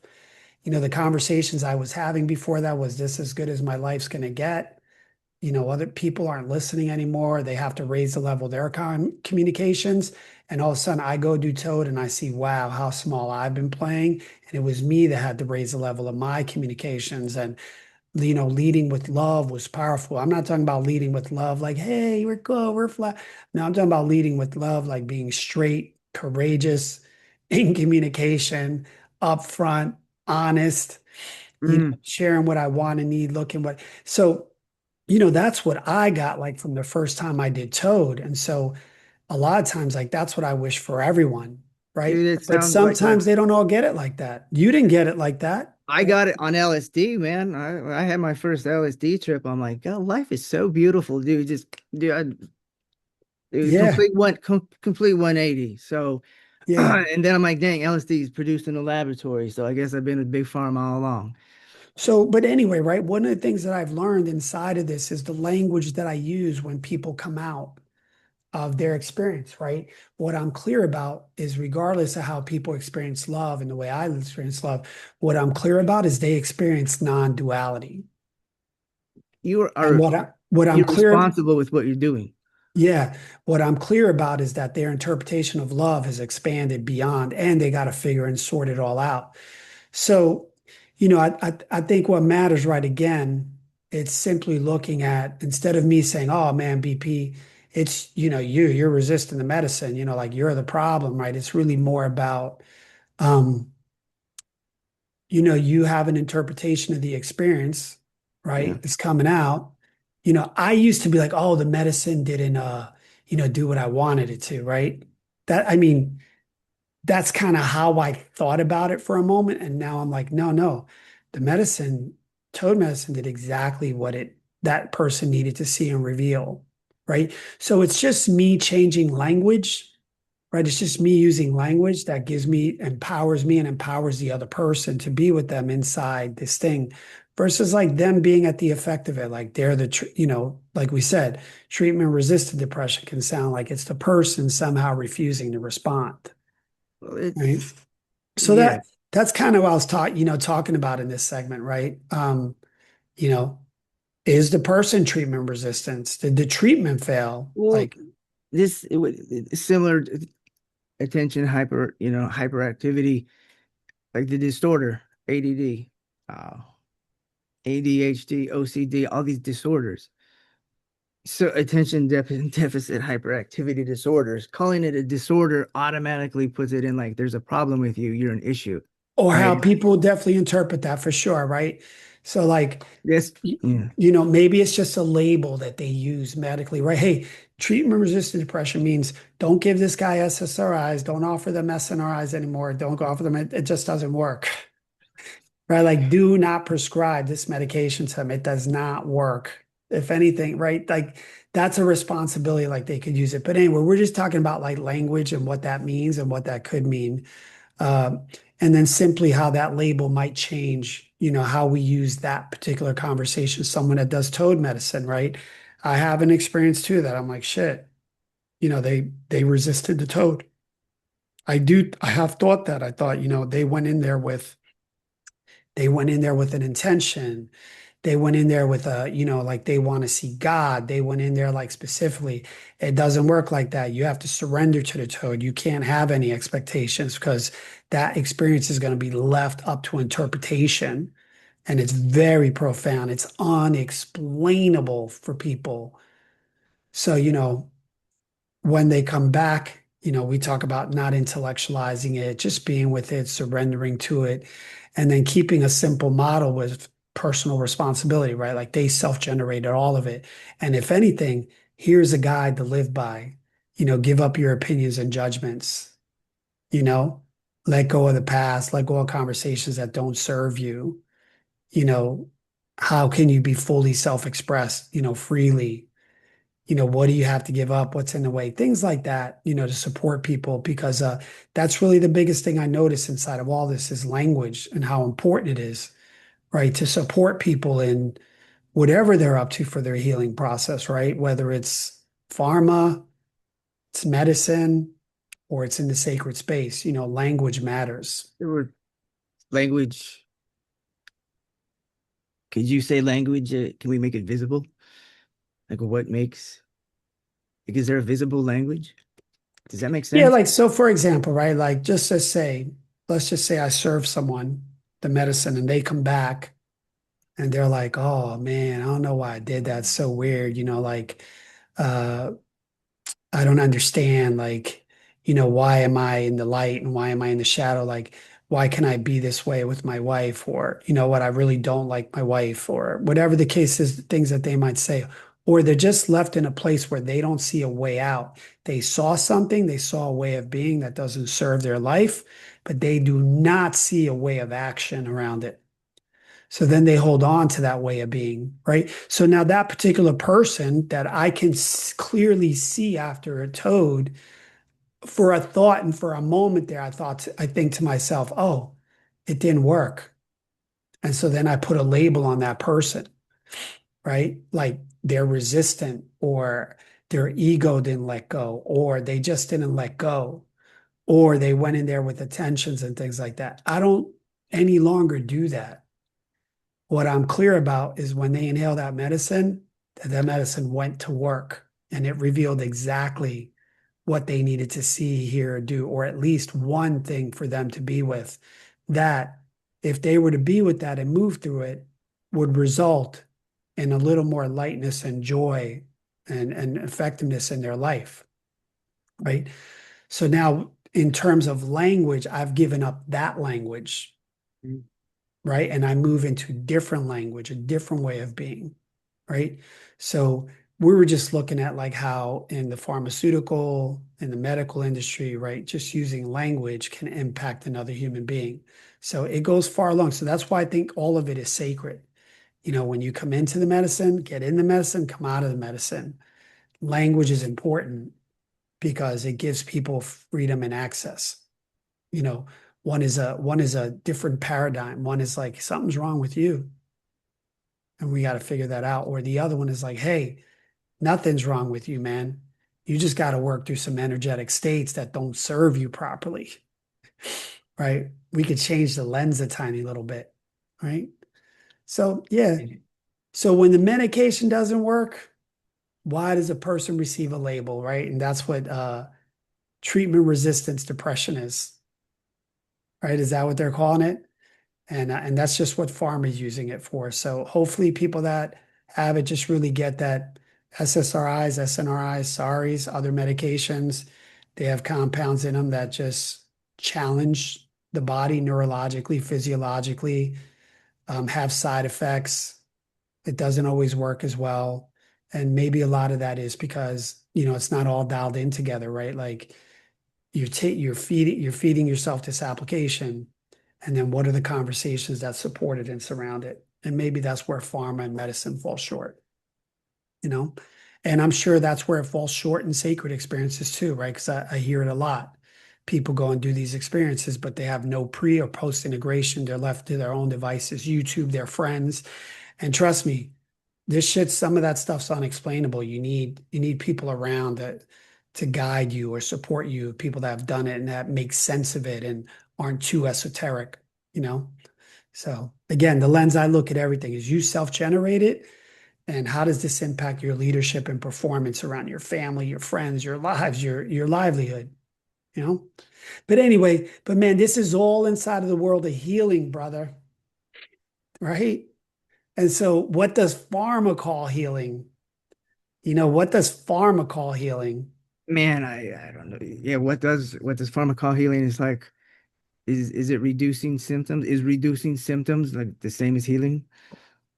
And Well, you were just talking about this earlier, right? You were saying like if someone's depression score goes down, like yeah, you knew about the whole thing, right? yeah. But So if yeah, so are they healed? I mean, if they're doing better. I mean, something's healed or something's shifted, right? I mean, yeah, so that's it. listen, I've heard things like this, right? People have never done anything before, and then one day they did like 5 grams of psilocybin, and they're like, "Bro, it was the craziest time of my life." But when I Dude, came back from that, my whole life was changed. that's a oh, wow. Well, five Uh, grams is a nice heroic dose, but trust me, there are people. But I've heard these stories. I'm like, well, what had you do 5 grams? Like, oh, I don't know. I ate a chocolate bar. I thought it was a chocolate bar. I didn't know I was eating oh yeah, yeah, psilocybin. yeah. Depending on the state, things they can go through regarding that. But so I hear that all the time. But yeah, so doesn't mean they're healed. Sometimes for that person, that statement, that thing right there for them, it worked. So. Dude, I don't know if it means they're healed. I just know through whatever conversation they were moving through that had, it's impacted them. And maybe it's a little energy pack. Because when we get into this conversation, mm, mm, my thing is I hear people say a lot, oh, I'm healing. I'm still healing. And they're talking about events from like 30 years ago. yeah. And I'm like, how are you doing that? Like, at what point do you declare yourself healed, right? Like you're breathing, walking, talking, you're able to be in action. That event that happened 10 years ago is still defining you in this moment. Like, for the negative, for like you paralyzed. Mm, I'm not sure that that's the kind, that's language too. There are a lot of components to this conversation around healing, and you just I'm gonna put this in right now. You talk about language and all these side effects. Good Lord, whether somebody's consciously hearing that or subconscious, Yeah. how is that affecting them? So yeah, language is huge. And on the subject matter of how do you determine if someone's healed, you can take that nine point system. Well, Dude, clearly, right. You're saying that's probably one of the systems. Yeah, I was talking about that company Wake, right, that has all these brain scanning devices. And I know there's way more up there that is showing how the brain is operating, and people are starting to understand the brain, its yeah. functions, its parts, its component, how it operates, physiologically, neurologically through the body, and then causing physiological uh, action, right? So people are exploring that more and more and more, but again, Certainly more is tools. reducing symptoms the same as healing? It's the question, right? I have it that it's, in language. Uh, but I think that they're like you just shared with me. What did you call it? The BP, the 9 questions. I think, they kind of give you a good sense if someone's answered them a certain way one time, and the next time they answer it, you're like, okay, that's That's It's the positive. I spoke with someone the other day that facilitated medicine too, yeah. and they're wrestling. What they're wrestling with is that they still get upset about stuff. So he was making himself wrong about that. At like 10 days afterwards, he's like, I'm just going through it. I'm like, really? Like, what so? Like, what are you going through? And he's like, well, I still get upset at things. I'm like, oh, okay, so what does that mean? Like, it's like, well, no, no, you know what, Angel? I used to be like at a 7 and an 8, getting upset about stuff. Now I'm like at a 2, but I'm like, dude, you give a shit. He sounds healed. Yeah, you give a shit. You're still left with your humanity. Things are going to upset you. You're integrating into this new lens. I think the fact that you went from a 7 to a 2 is a big thing. Now, I He didn't sounds say pretty. you're healed. I didn't He say sounds you're like he's pretty healed. hard on himself. Well, yeah, we talked about having compassion for himself, right? It was just really using different language to be like, hey, I acknowledge you from like going from a 7 to a 2. At least you're recognizing it. Like that's the start of the process. And now, what structures, what can you put in place now is like when these things start to happen, that you don't default and go into the same conversation. What has you stay in that conversation? Like maybe it's like, hey, John, I appreciate the conversation you're having, but it doesn't work for me for us to talk like that to each other or for us to be in a conversation like that, right? You can all of a sudden now start to be in these moments, have this experience. This thing is going on. In the very moment that you're normally triggered, you go to a 7 or 8 versus getting to what really matters in the conversation, which is to say whatever there is to really say about it, and then leave the other person, with some affinity, some respect. Like, we don't have to talk about this, right? We can mutually agree it just doesn't work, or we have a common theme here. Like, we can just keep it moving. Like, the conversation we're having is actually very silly, right? So, that's how that person could start to move it, but you could start to give people structure, conversations, language, access to that. So the moment as life is lifing, all of a sudden, like your default way doesn't just show up and take over. This new lens starts to step in and at least be a buffer as you move through the space with your humanity. Make sense? Makes sense. It makes Yeah. sense. And I think that's how people work towards, whether it's healing or optimizing themselves, right? Is like, Dude, there's like you got to declare, like, I'm healed, man. I breathe. I can healed. see out of I'm my healing. eyes. But Yeah. there's an ebb and flow, or like entropy. It's you could be healed today, and then you inhale some like exhaust out of your tailpipe, and you're not doing so hot, and you heal from that. So like, Yeah. this is subjective in defining what healing is, and healing is a process. If I cut my arm, scab's over, and then the scab's gone. Okay, my arm's healed, right? It's healed. Yeah.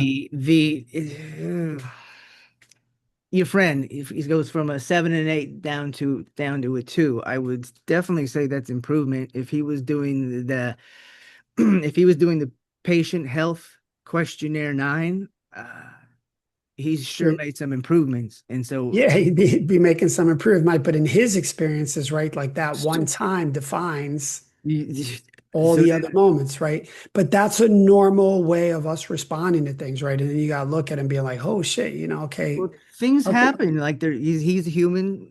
Some days, I don't know, the dog's barking, the neighbor's mowing the lawn. I got things to do. It's affecting my peace of mind.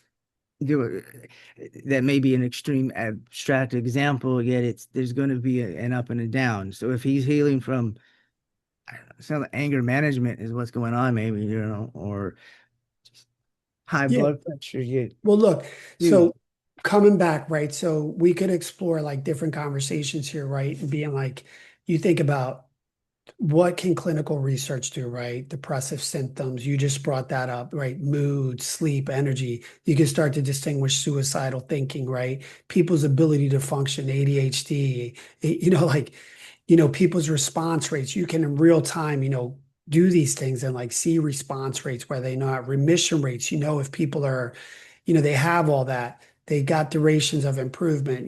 They know some of their safety and adverse effects. But I think ultimately what definitely is not being done right is like what's not being measured, and I think is important in today's realm of resistance, depression, anxiety, right? There's just an assertion, or anyone dealing with anything, right? Whether they're looking to reset life or start over, or life is just lifing on their ass, right?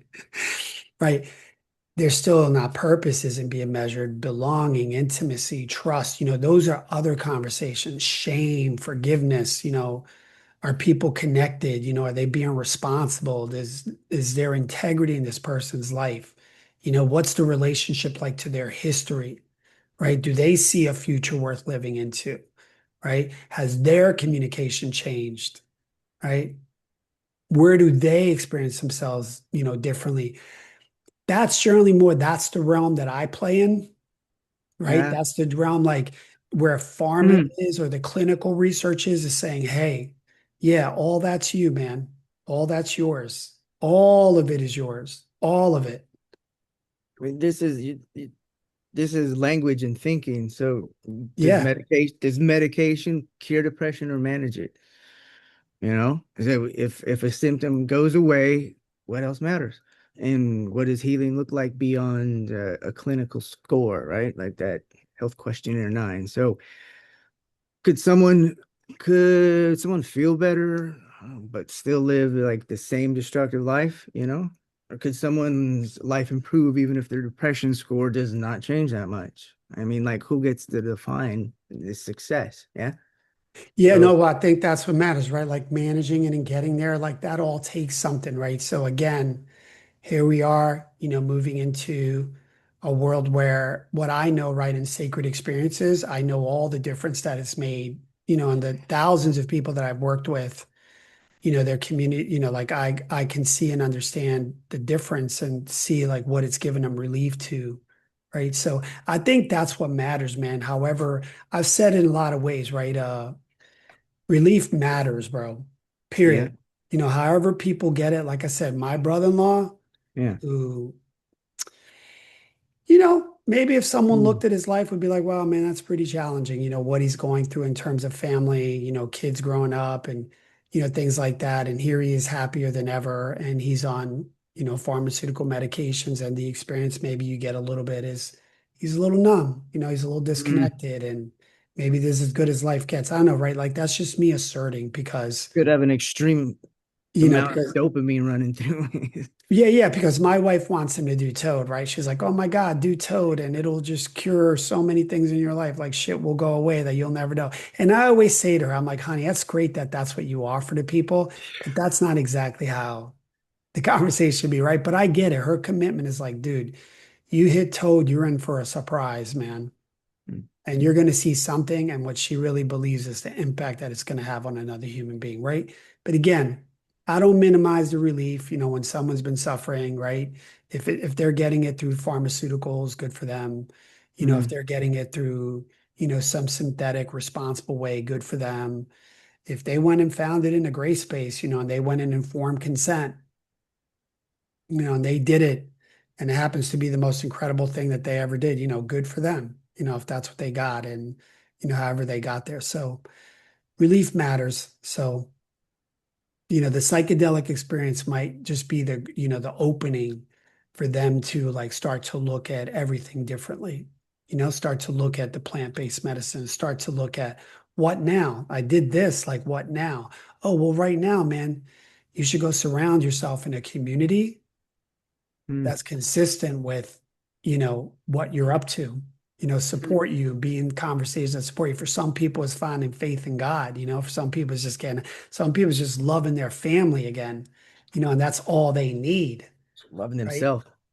So, you know, it can be a strong opening and, neither one automatically determines like what's going to create, afterwards, right? But again, I think it's the language surrounding it, the conversations around it. So, that's what makes the big difference.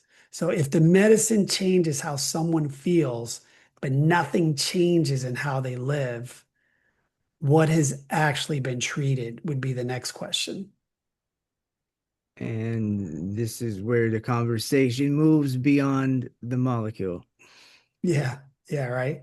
What state was the person living before the experience? Like, what becomes available afterwards, right? So, we're having this conversation about language and energetic states. So, what if depression is not only something like a person has, but also an experience shaped by the state and the conversations from which they live in? Hmm. Oh. It's language, man. That's what comes up for me right there. Yeah, yeah. And I don't want to blame someone, right? I don't want to blame someone for their depression. Like, we're not saying depression is imaginary, right? Someone can simply think positively. Medication's unnecessary. Biology doesn't matter. Trauma can be talked away. Like, people choose to suffer. Some of that's true. I'm not, some, it's just not what I'm saying, right? But we can assert like some of that stuff is true, right? This particularly inquires like whether repeated language or internal conversations participate in shaping someone's experience, right? So nothing will ever change. I'm broken. There's no future. No one understands me. You got any? Yeah, like I can't trust anyone, right? Like totally. Or it's too Yeah. late. This is just who I am, or I will always be depressed. And that's all language, right? Is the conversation in the head. So, these Yeah. conversations, what is it? Does it like sound like an opinion?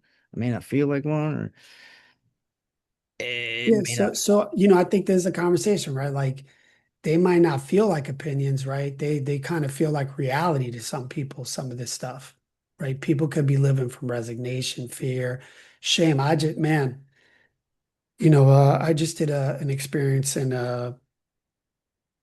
I mean, never want to reveal, right? But I was hosting an immersion experience, and generally we get into this psilocybin section of the experience, and I did about a gram. Everyone else, was going through their experience a little bit higher dosed, and but in that particular moment, like I really started looking at. Here I was in this room with these people that came from all parts of the world to be with me. I didn't even know them Mm, and how much trust they had in me to come and to do this and to sit and to give themselves, to mm, this experience and be facilitated. And I just started like what came up for me was all the shame that I lived with so deep of who I was as a young man and how I lived. And, I'm not, it's just mm, shame, right? Like I got to see like where in life I've just played small, and how I let that impact me and carry me and how I think the world listens to me differently. But here I'm inside this room and letting it all go because all I'm experiencing is like all this love and all this thoughtfulness and all this hope, like that all these people put in me, mm, right? Like they're there because they believed in me. They're there because they believe in the conversation, like they saw something for themselves, right? So, the states that people are living are deep, deep, deep, deep, mm. like shame. The people are living from isolation, resistance, hopelessness, contradiction, you know? And Yeah. I don't think none of this is like supernatural, like we kind of know it, that people live like that. But what's possible is to give up all that stuff, you know, as you move through these type of spaces. You start to listen to yourself differently. You start to communicate differently. You can act differently. You can relate.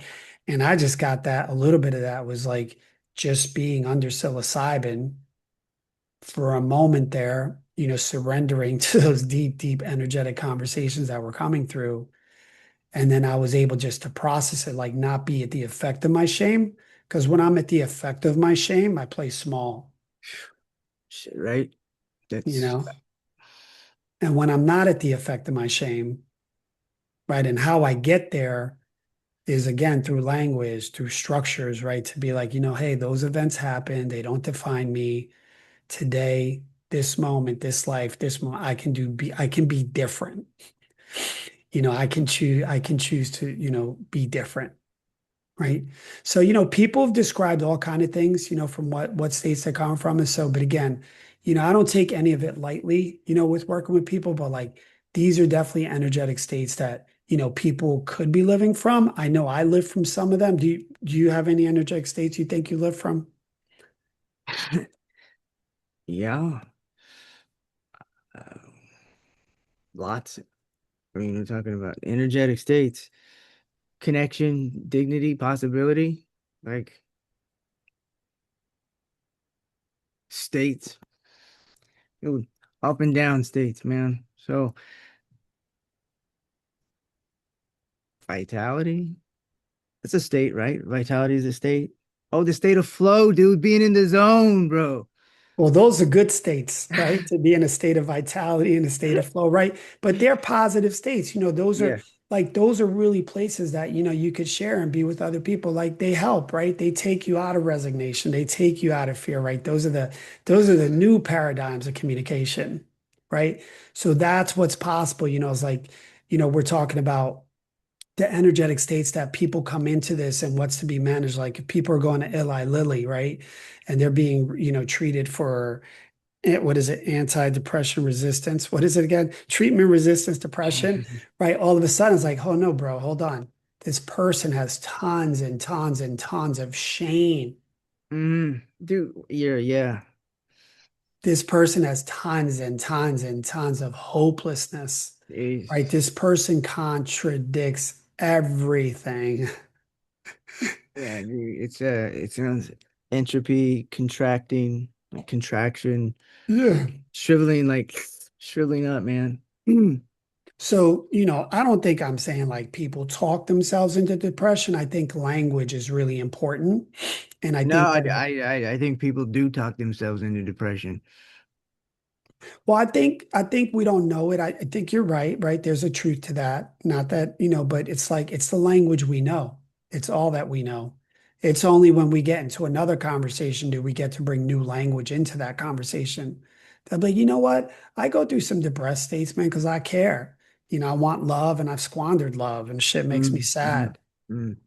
And but if you can assume personal responsibility, like, you could try to go look for love right now, or you could just go be love or go be There's like gracious and go, seven, eight, nine different kinds of love, dude. According are to, there that many kinds of loves? We'll do a podcast I'm on the grabbing different it kinds right of now. Yeah, love. we got to, dude. It's pretty. It's it's valuable stuff. And if Well, you, listen, so we don't know yet that science can measure all that, those are things that we don't know. Uh, And how are people now going to, people are learning more and more today. I know younger generations are generally learning more about the brain. Younger generations are learning more about the nervous system. mm, They're just being a little different. They're really interested, like, hey, what's coming in here? No, no, no, don't be giving me that old mojo shit. I don't want to hear it. You know, they're seeing that like language can reflect, can definitely have an effect on their biology. We already see that mm. language really have an effect on people's biology. Just look at the transgender movement, right? However you feel or have an opinion about that. Little kids growing up and, boys identifying or thinking, they're more girl or girls identifying more boys. Are they all normal conversations? It's definitely, something that our generations are going through and adapting through and working through, right? But that's the impact of language, on people. You know, can someone just simply declare themselves into a new state? Shit, it's Yes, going on. yes. I mean, it's Yeah. going on, and maybe I don't think it's psychedelics. Like I've never served someone That's not true. I have served someone psychedelics, and then they related to becoming an owl or some other form. It's But that their was spirit way, way animal. back. That was way back in the day when I was learning of Mm, really what it took to have someone do medicine, right? So this particular person, they came in to do medicine. They had their own agenda. I was just happy I was learning to facilitate and, do it. My conversations are much different now. Before I even serve someone medicine, we got to make sure that we're dialed in together. Nothing significant, but that this we have a very similar lens so that if it's esoteric and you're identifying as something out there that you're not, you know, other times I've had, people come out of medicine and say to me, I can see I'm an angel. I can see my wings and the feather and the power, that I hold dude. in my shield and my this and my that. And they can see all this stuff. And I'm thinking to myself, That's great that you see that, but when you tell someone else that, I think you're fucking crazy, man. Dude, it's a they've they've declared themselves into like another state. So, Right, right, right. right? So does that stuff happen? Absolutely. In my pre-integration conversations is like, I'm gonna bring that person back and snap them to like, hey, let's share what's really going on here. That's cool. Because yeah, in energetic states, you can probably make all that up. But who's standing in front of me is a 5'3", beautiful little human being, female, woman, or however you identify. And that form is what people are looking at. They're not Yeah, looking at your wings. They're not man. seeing the Let big this dog. sister have a dream, or let them have it. So this could be the person's very first encounter with an extremely intoxicating and powerful substance that's freaking literally, I don't say blowing their mind, dude. So, Oh yeah, like I no, no, hear, no. Listen, BP, people are gonna come out and they're gonna do well, what they see, right? it sounds like she has possibility. She's Well, seeing hold something. well, hold on. There's nothing wrong with the conversation, right? What she got real clear about was the communication, the language being used in that moment didn't express anything. It didn't have an impact out there in the world. It did for her, yet her communication to other people are like that's not what their experience was, and that's Right. What she got to relate to after we had the conversation, right? Because I got it. She saw herself in this vision. She yeah. saw these wings, whatever she saw, I generally have it that Toad doesn't make up energetic states like that, but to each his own. She's had psychedelic experience. But my point initially in her is that when she came out of the Toad, the conversation was who she was as this very esoteric uh figure that other people would never be able to relate to. Like, in other words, if she shared it to you, you'd be like, um, okay, that's not happening. Sound None of that it exists right now in front of me. I'm looking at this 5'2" woman in normal clothing and things like that. And you don't look like an angel with wings and all of these things, right? What she got to be responsible for was more the ways of being that related to that, and then to bring that into existence through language and through ways of being, right? Which that wasn't what she was talking about. she's talking about Red Bull. Gives you She's dreams. talking about Red Bull. That's it, man. I'm just gonna serve a Red Bull drink to Yeah, people to exactly. get the Red Bull experience. So yeah, so but yeah, so you We know, do not receive endorsements or cash bonuses from Red Bull. But again, that's why BP, I look at everything like energy, even language. And so I just try to keep it simple with people as they come out. Not that, look, people can take this conversation as far as they want.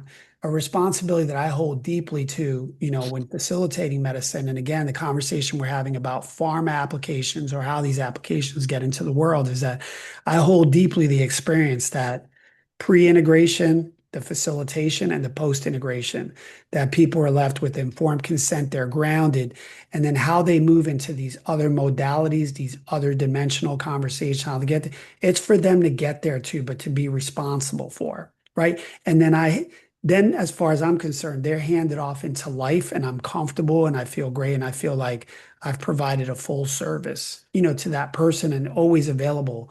But they know that when they come back to me, it's not going to be a very esoteric conversation, right? It's going to be, what did the medicine show you? How did you integrate that into your life? How does that impact your opinions and judgments, your communities, your expression in the world? That's how I look, that's how I come out of medicine, period. And then what do we generate now? So again, that was just us talking about like possibly how's Eli Lilly going to roll this out into the world and what's the impact of that going to be, on society versus what is it like when people do sacred experiences and the support they get after that, right? So I think, and the main distinction here for us is that responsibility is not the same as fault. Hmm. Like, but someone may not be responsible for what happened to them. Yeah. Yeah, and so that's what it probably is about. Like, no matter what, right? The events that happened in the past, are we responsible for them? Are they us? Are they our footprint? Yeah, we did that stuff. It doesn't Yeah. define us, doesn't put us at the It came effect. up in conversation yesterday for me, man. It's am I responsible for everything? I'm like, yeah, quite a bit. Some of it, I'm like, hell no. So, without getting into religion or philosophy, we'll keep on moving here. So, yeah, Yeah. responsibility is powerful. Yeah, because there's a responsibility somewhere to stand, in what happens next for someone, right? That's just a good place to look at. But it's tough, man, to become responsible because like people start to deal with like a right and wrong in it, It's easier right? to blame, right? Let's call it. This is easier to blame. Yeah, yeah. And the kind of responsibility I think we're talking about is like, hey, man, my energetic states created that. I'm involved in those conversations. I'm helping facilitate the interactions that are going on here. And this is where I'm operating, right? And that's just saying I can be responsible for that, you know? Like if I say I'm not healed, then fuck, I'm not healed. When will you be healed, right? When will you be like, hey, I'm not healed. I have my eyes, my hands, my ears, my feet. I can walk. I can drive. I can eat. I can go work. I can go do this. I can go do that. I can do that. You got to be responsible for that. The way you're talking, you're going to put the pharmaceutical industries out of business and be like, man, I am healed. I am health. I am light. I have Well, I wings. don't want to put the pharmaceutical industry out of business. What I want to do is I want to I want to make an impact in the world for sure. Then however that impact is, people can see this something newly for themselves. But listen, bro, a human being still trying to figure out life out. It's always moment by moment. And, Yeah. I got to practice these very critical distinctions in my life to be bigger than life, because life's, bro, and life comes hard. And I think I'm always ready for the thing. I've done enough work where maybe something might come and trigger me, but I've done a ton of work, but I'm sure there's some things that can still trigger me. Like, for example, I sometimes think I want to run and be a politician, right? And then do I have the guts and the shit to stand in front of that and deal with the shit that those people deal with and the things that they got to go to get there? That ain't me, bro. That is not me. I don't know if I'm willing to be that vulnerable or if I'm not going to be open to that criticism, right? Like that's a deep, deep thing in me over here that I fear. And I say to myself, but I act like shit, if I did become a congressman, I'd make a big difference. And then I watch all those other buttholes in there and I have no idea who's making a difference. If anything, I don't think any of them making a difference. All this same shit over and over and over again. Doesn't matter, who's in office. So anyway, so with that said, but I don't, coming back to this, right? Responsibility is not the same as fault in this conversation, what we're talking about, right?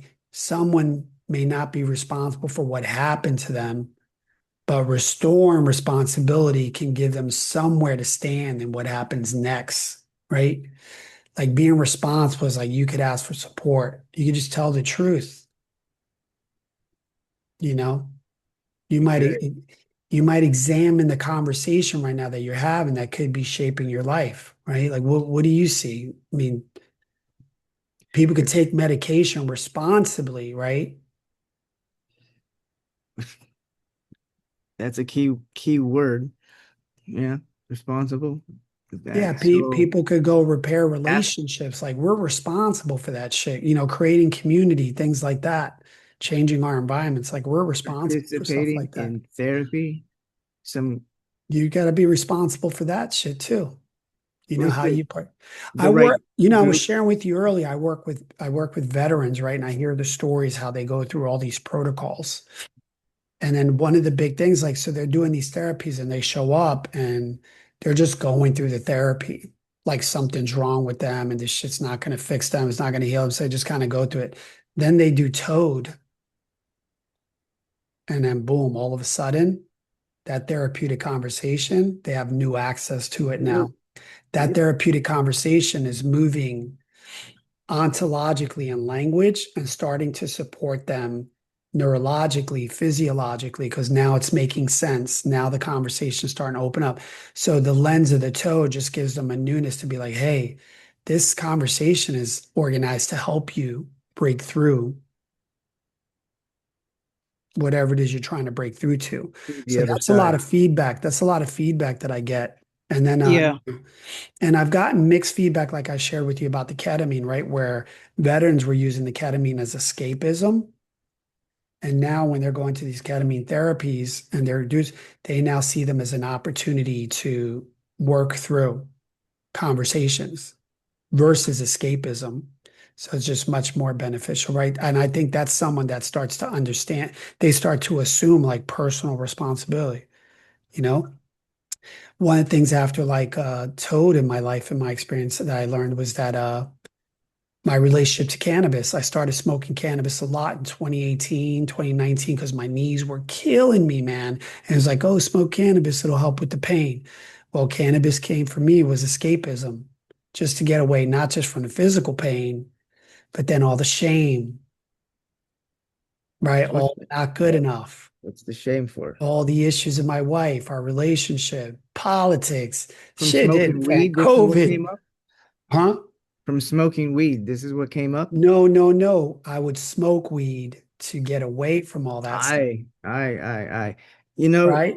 And the truth was weed wasn't doing that. Inside my first toad medicine experience, I saw that I got to be really honest why I was smoking weed. I didn't think I was good enough anymore. I closed my martial arts school because I just didn't think I was good enough anymore with bad knees. I didn't want to be in those conversations. Other people were coming up in the game, and here I am, turning to be 50 years old. And I'm thinking, is this what I'm doing in my life? I'm not good enough for these guys. And my students never came to me because I was the best martial artist in the world. My students came to me because they had an experience of love and leadership that they weren't going to get anywhere else, and acceptance and embrace that I had their back and we were going to give it our best to be better human beings. That's why they were coming to me, dude, and that's but a that's just something I saw, high right? So acknowledgement. yeah. So people, so people get to see. So like, what is 5-MeO-DMT actually doing, right? Is the Bring, molecule treating depression, or is dude, it interrupting the identity and state through which depression is being experienced, right? dude, I think it's bringing immediate relief and like all these antidepressants. It's like, 3 weeks later, you'll notice something. Maybe in 2 months, you'll notice some symptoms. You'll be healed and feel better.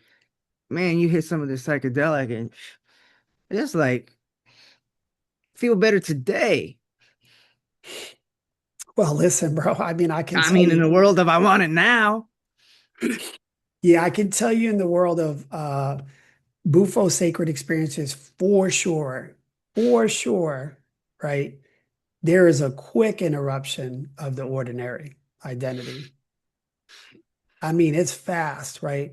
Yeah. And it's a fast experience of connection,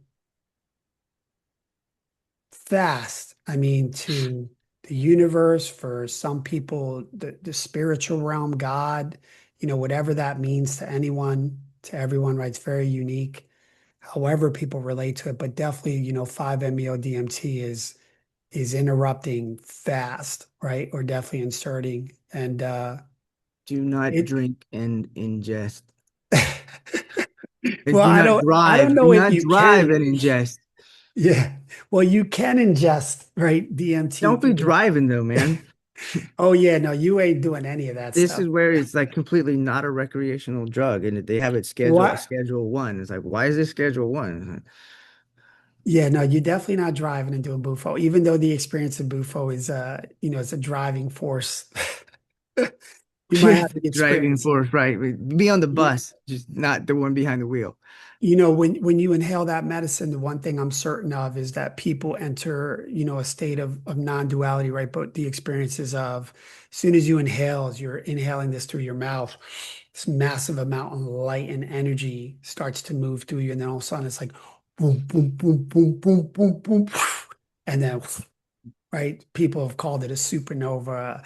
Another person just a couple of weeks ago was like, man, it was like a warp drive. I went just dissolved, and right, that's definitely the initial experience for people as take it and you discover non-duality, right? Just that whole other state for some people is now possible, which very unique experience of the the difference between experiencing possibility and living from possibility just becomes two different complete things there for someone, I you know? found in my experience that drugs enhance the possibility of possibilities. So if you're out of possibility, do some drugs, specific ones, and have the proper guidance, you know? So Possibly, yeah. I mean, I'm yeah, not advocating that let's use responsibly. At one point, it's like psychedelics are bad. It's hippie stuff. The same thing with jazz musicians and marijuana. And now going down to Walgreens and picking up my tabs, my strips of, there you go. yeah, Times, no, I think, the way what you share is, what's possible. People are going to look for what they do. And right, we're talking about like in the 70s. I speak to a lot of old military retired officers, and I speak to a lot of old heads and seniors, right? People that lived through the 60s and the 70s, right? Like they are 21 and 23, they're young people in it. And they have an interesting relationship to psychedelics. Some of them are like all for it. They've been there, done that. Some of them are like, oh no, I saw what it did. They treat it. It's like, nah, not anything like a military dude's gonna do. And then I start to open up conversations with them, sharing with them, some of the things that are going on at the Department of Defense, using MDA, isn't it the right? war now? The Department of Defense, right? Department of War. Department of Defense. Well, the Department of Defense, right? A big There's organization. the Department of Peace. The, It's got the M, it's got the DMT, man. well, that's after RFK becomes president. We'll have the Department of RFK, Peace. I hadn't thought of that. I thought, Like that, what would have been great if Donald Trump, instead of calling the Department of War, the Department of Peace. That would have blew the whole freaking world well, apart. Department of what? the thing Peace. I had it that like mushrooms and marijuana, they were illegal because people think on them. Alcohol runs rampant because people get stupid on it. So now that they're legalizing these drugs that have been illegal for so long, I mean, it's it could be a miracle. You know, who Yeah. knows what come out of this. Well, I think, like you said, a BP. Listen, congratulations to Eli Lilly. I think Eli and Congratulations. Elon, like Elon Lilly and Eli Musk. No, they're two different things, man. Two different things. I'm I I tend to lean Some on space DMT, man. I'm more of a Elon Musk fan than anything. Yeah, I tend to have a little resistance with pharma only because of its history and yeah, its impact. Like one things you don't know is when I was 2018, we got into the cannabis space. We couldn't, and the things we hurdled up against in the financial industry, we couldn't get credit card processing. You were considered high risk. Then you were getting debanked. You were getting all these things. I'm saying to myself, why is this happening? And I'm pretty clear, like it was a pharma lobbyist, right? That owned yeah, literally, that right had this impact and could control. yeah. And here I was, this little guy in Philadelphia, Pennsylvania, trying to start this cannabis emulsion company that I have a patent on to deliver fast acting cannabis to you. Nice. Here, my little patent is being thwarted. I can't even get to market. I don't have the kind of money or anything like that. So Totally. literally we get beat up and we have all these cool products of these nano emulsions with CBD, not even using THC. We're using CBD, couldn't get to market. So we get the grip, and maybe the impact of Eli Lilly in the future will be that they're going to put a grip on the sacred space at some point.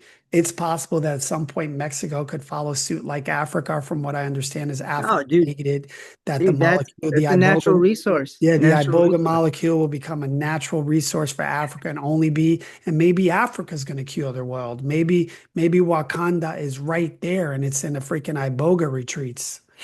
That's possible. Or Mexico is like, hey man, we're done. We're the Department of Toad, and come to Mexico and come and do Toad in our That's sacred experiences. dude, And we got everything you need, brother. Imagine like that. that's what Mexico becomes, right? And then somewhere in the Amazon, the combo, and you got to go combo. Oh man, Who knows? And then, who knows who's going to open up? I think everyone can do mushroom farms, but maybe we look for the most sacred land in the world to grow the best mushrooms in the world. That's like, who the knows? most sacred what? the most sacred land and the Sam, best yeah, yeah, land yeah, that yeah, yeah. mushrooms would thrive and we could just walk through and it's just a mushroom community. Everything's mushrooms. Man, you're from where I'm standing over here seeing you, like me, I would think you've got wings. I'm like, this Yeah, guy's crazy. He's talking about magical mushroom land. I think that's a beautiful idea. And I love the whole Department of Toad. Beautiful. yeah. Well, listen, in this segment we were looking at, right, is the molecule really treating depression or is it interrupting the identity and the state through which like depression is being experienced, right? So we're just been rapping about that a little bit, right? So, this experience, it may show that someone, it just may show someone that another way is available, right? But the experience cannot communicate for them, right? It can't repair relationships. It can't repair their promises. It can't create their community. It cannot live their life. Hmm. The medicine, it could create an opening. Hmm. And I think what's still important, right, is integration, right? That's the area like that's where someone begins creating, from that opening. So, at the source, what's going on and understanding, what's in the background is probably really important for people, right? Before they get this nasal spray, Dude, it's right? But powerful substance, man. So how are they regulate it? It's it, it's needed. yeah.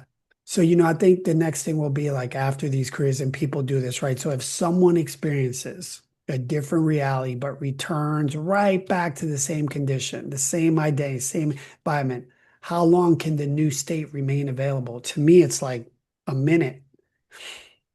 It's like 5 minutes. For some people, it's like a day. Same people, same playground. Yeah, it's like an echo chamber, man. So Yeah. you change your thinking, change your speech, change your actions, change your playground, and Yeah. Yeah. And so how do you surround yourself in community? And I think that's where all this is going, right? As ever since COVID, I mean, people don't have community. It seems like we're all starting to find and look for our community again, right? So maybe these are the new experiences that are coming to life in this psychedelic industry, moving into the environment, people having not just psychedelic experiences, but also psychedelic communities supporting them, in this new lens, right? You got Christians, you got churches, you got Tony Robbins. You got all kinds of people. You got landmark education. You got all kinds of programs out there like supporting people, to see things, view things differently, ontologically, right? It's not a psychedelic, but I really think, two things that are important is there's the experience of psychedelics, and then there's the pre and the post integration of that. And then that's where language matters, right? And there's then also inside of it, we got pharma, medicine, blah, blah, blah, black market, blah illicit blah blah experiences. black sheep, blah blah You blah got all black kinds of market. things going on. What about So, the you say pre and post? Then there's the during, right? The facilitation while under the influence or you know, well, BP, the facilitation while someone's into it, right? Once they're into the facilitation, all you can do is provide a very safe space and count on that the work that that you did, that they're yeah. prepared. But regardless of how prepared someone is for Toad, maybe the one things they remember in there, like what I share with them, is that what you resist persists. So if Mm. something's showing up, lean in. You can't resist it. Maybe they're remembering that, and a lot of them try to remember to breathe. But once once once they inhale that medicine and that default mode network disconnects, that person is on their journey. And then the best we can do is provide a very safe space for Yeah. them to move through that, right? And that's the biggest thing, but that is literally between them and I they're get straight up. And the I get reality that. of that is going on right in there with them. Now, when they come back, that's where you're hoping, like on the front end side, right? You had all the conversations that kind of unfold. And I Mhm. don't do it to limit them, right? I do it in a way so that they're grounded because the experience is so profound anyway. Like they're going to be trying to unfold it for days and weeks. And right, and again, we ask people not to intellectualize, not to Mm. prophetize, right? Just to be with it and live it, because after a toad experience, right, that alone is just a new lens. And Like, trust me, it's unique. And people have all kinds of, from godgasms to what the F-isms to like, are you the architect?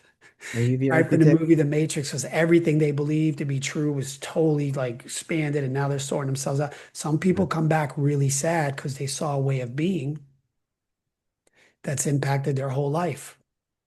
And now, like, they never want to live like that again. They're clear. And sometimes it's like, and maybe there's all these new actions to take to heal all those old relationships, right? So that's some deep, heavy stuff for people that come back. But it's also, it's also very freeing for them because they got to see something, they got to figure something out. Now, whether they're in action about it or not, that'll eventually show up later, right? How would they post integrate? And so, again, the things you resist in life, they still persist. So even though those things got revealed and you saw those ways of being, if you don't go into action about them and you still continue to live your life, you're going to have the same lens to some degree. That same old lens is going to start to show up again, right? So again, the work we do is like acknowledging that and looking at that and, maybe being in action about it. And what does being in action look like? Does it mean go talking to those people, resolve those past base relationships? Sure. Some of them are that important. Sometimes it's just in language, just forming a new conversation around it to free yourself from it, right? So you get a little more light, a little more joyful. So yeah, man. So, I come to a close, on this conversation. So, I think what we looked at, if someone experiences a different reality but returns to the same conversation, how long can the new state remain available? It takes work. People are personally responsible for that, even after the toad. And from my experience is that the experience is so unique that it has an impact for a long time. And if you can remember just the day you did that or take a deep breath, that experience will show up and support you a year from today or 2 years from today, that when life is lifing, you're like, hey, I did the toad one time and I remembered this and I'm responsible for all these energetic experiences and what am I self-generating right now? And maybe that's enough, a structure to help people and maybe it's not, but I, I do the best I can with the community we work with to, put those structures in place so that you know, people aren't living, you're not popping up. I think there's some people I've worked with medicine, they'd love to be able to pull up on Toad, once a month if they could afford it. If they could afford anywhere from a $300 to $1,000 donation, maybe they would pull up every month if they could and do Toad and just get a hit. I think at some point after chasing it 4 or 5 times, they start to see like how much more can the medicine show me that it hasn't shown me already? Yeah. Like now it's on me. It all comes back to my own personal responsibility and things like that.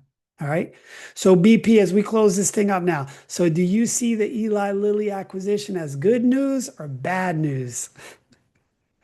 I'm I'm open to new possibilities and Yeah. seeing newly, yes. So, and that's the straight up answer. After we've talked this out, I'm like, all right, I'll sit back, and see where this goes because it could be a very positive thing. And what's here for me now is just how programmed I am. Just it's big pharma.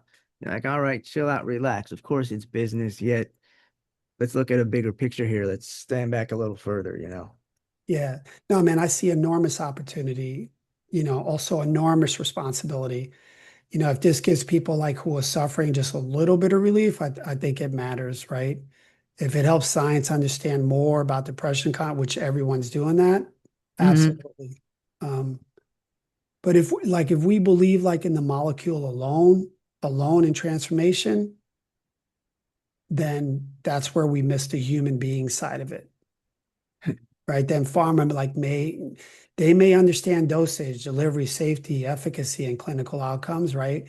But the person still has to return, right, to their relationships, to their communication, their commitments, their identity and the energetic states from, which they were living from.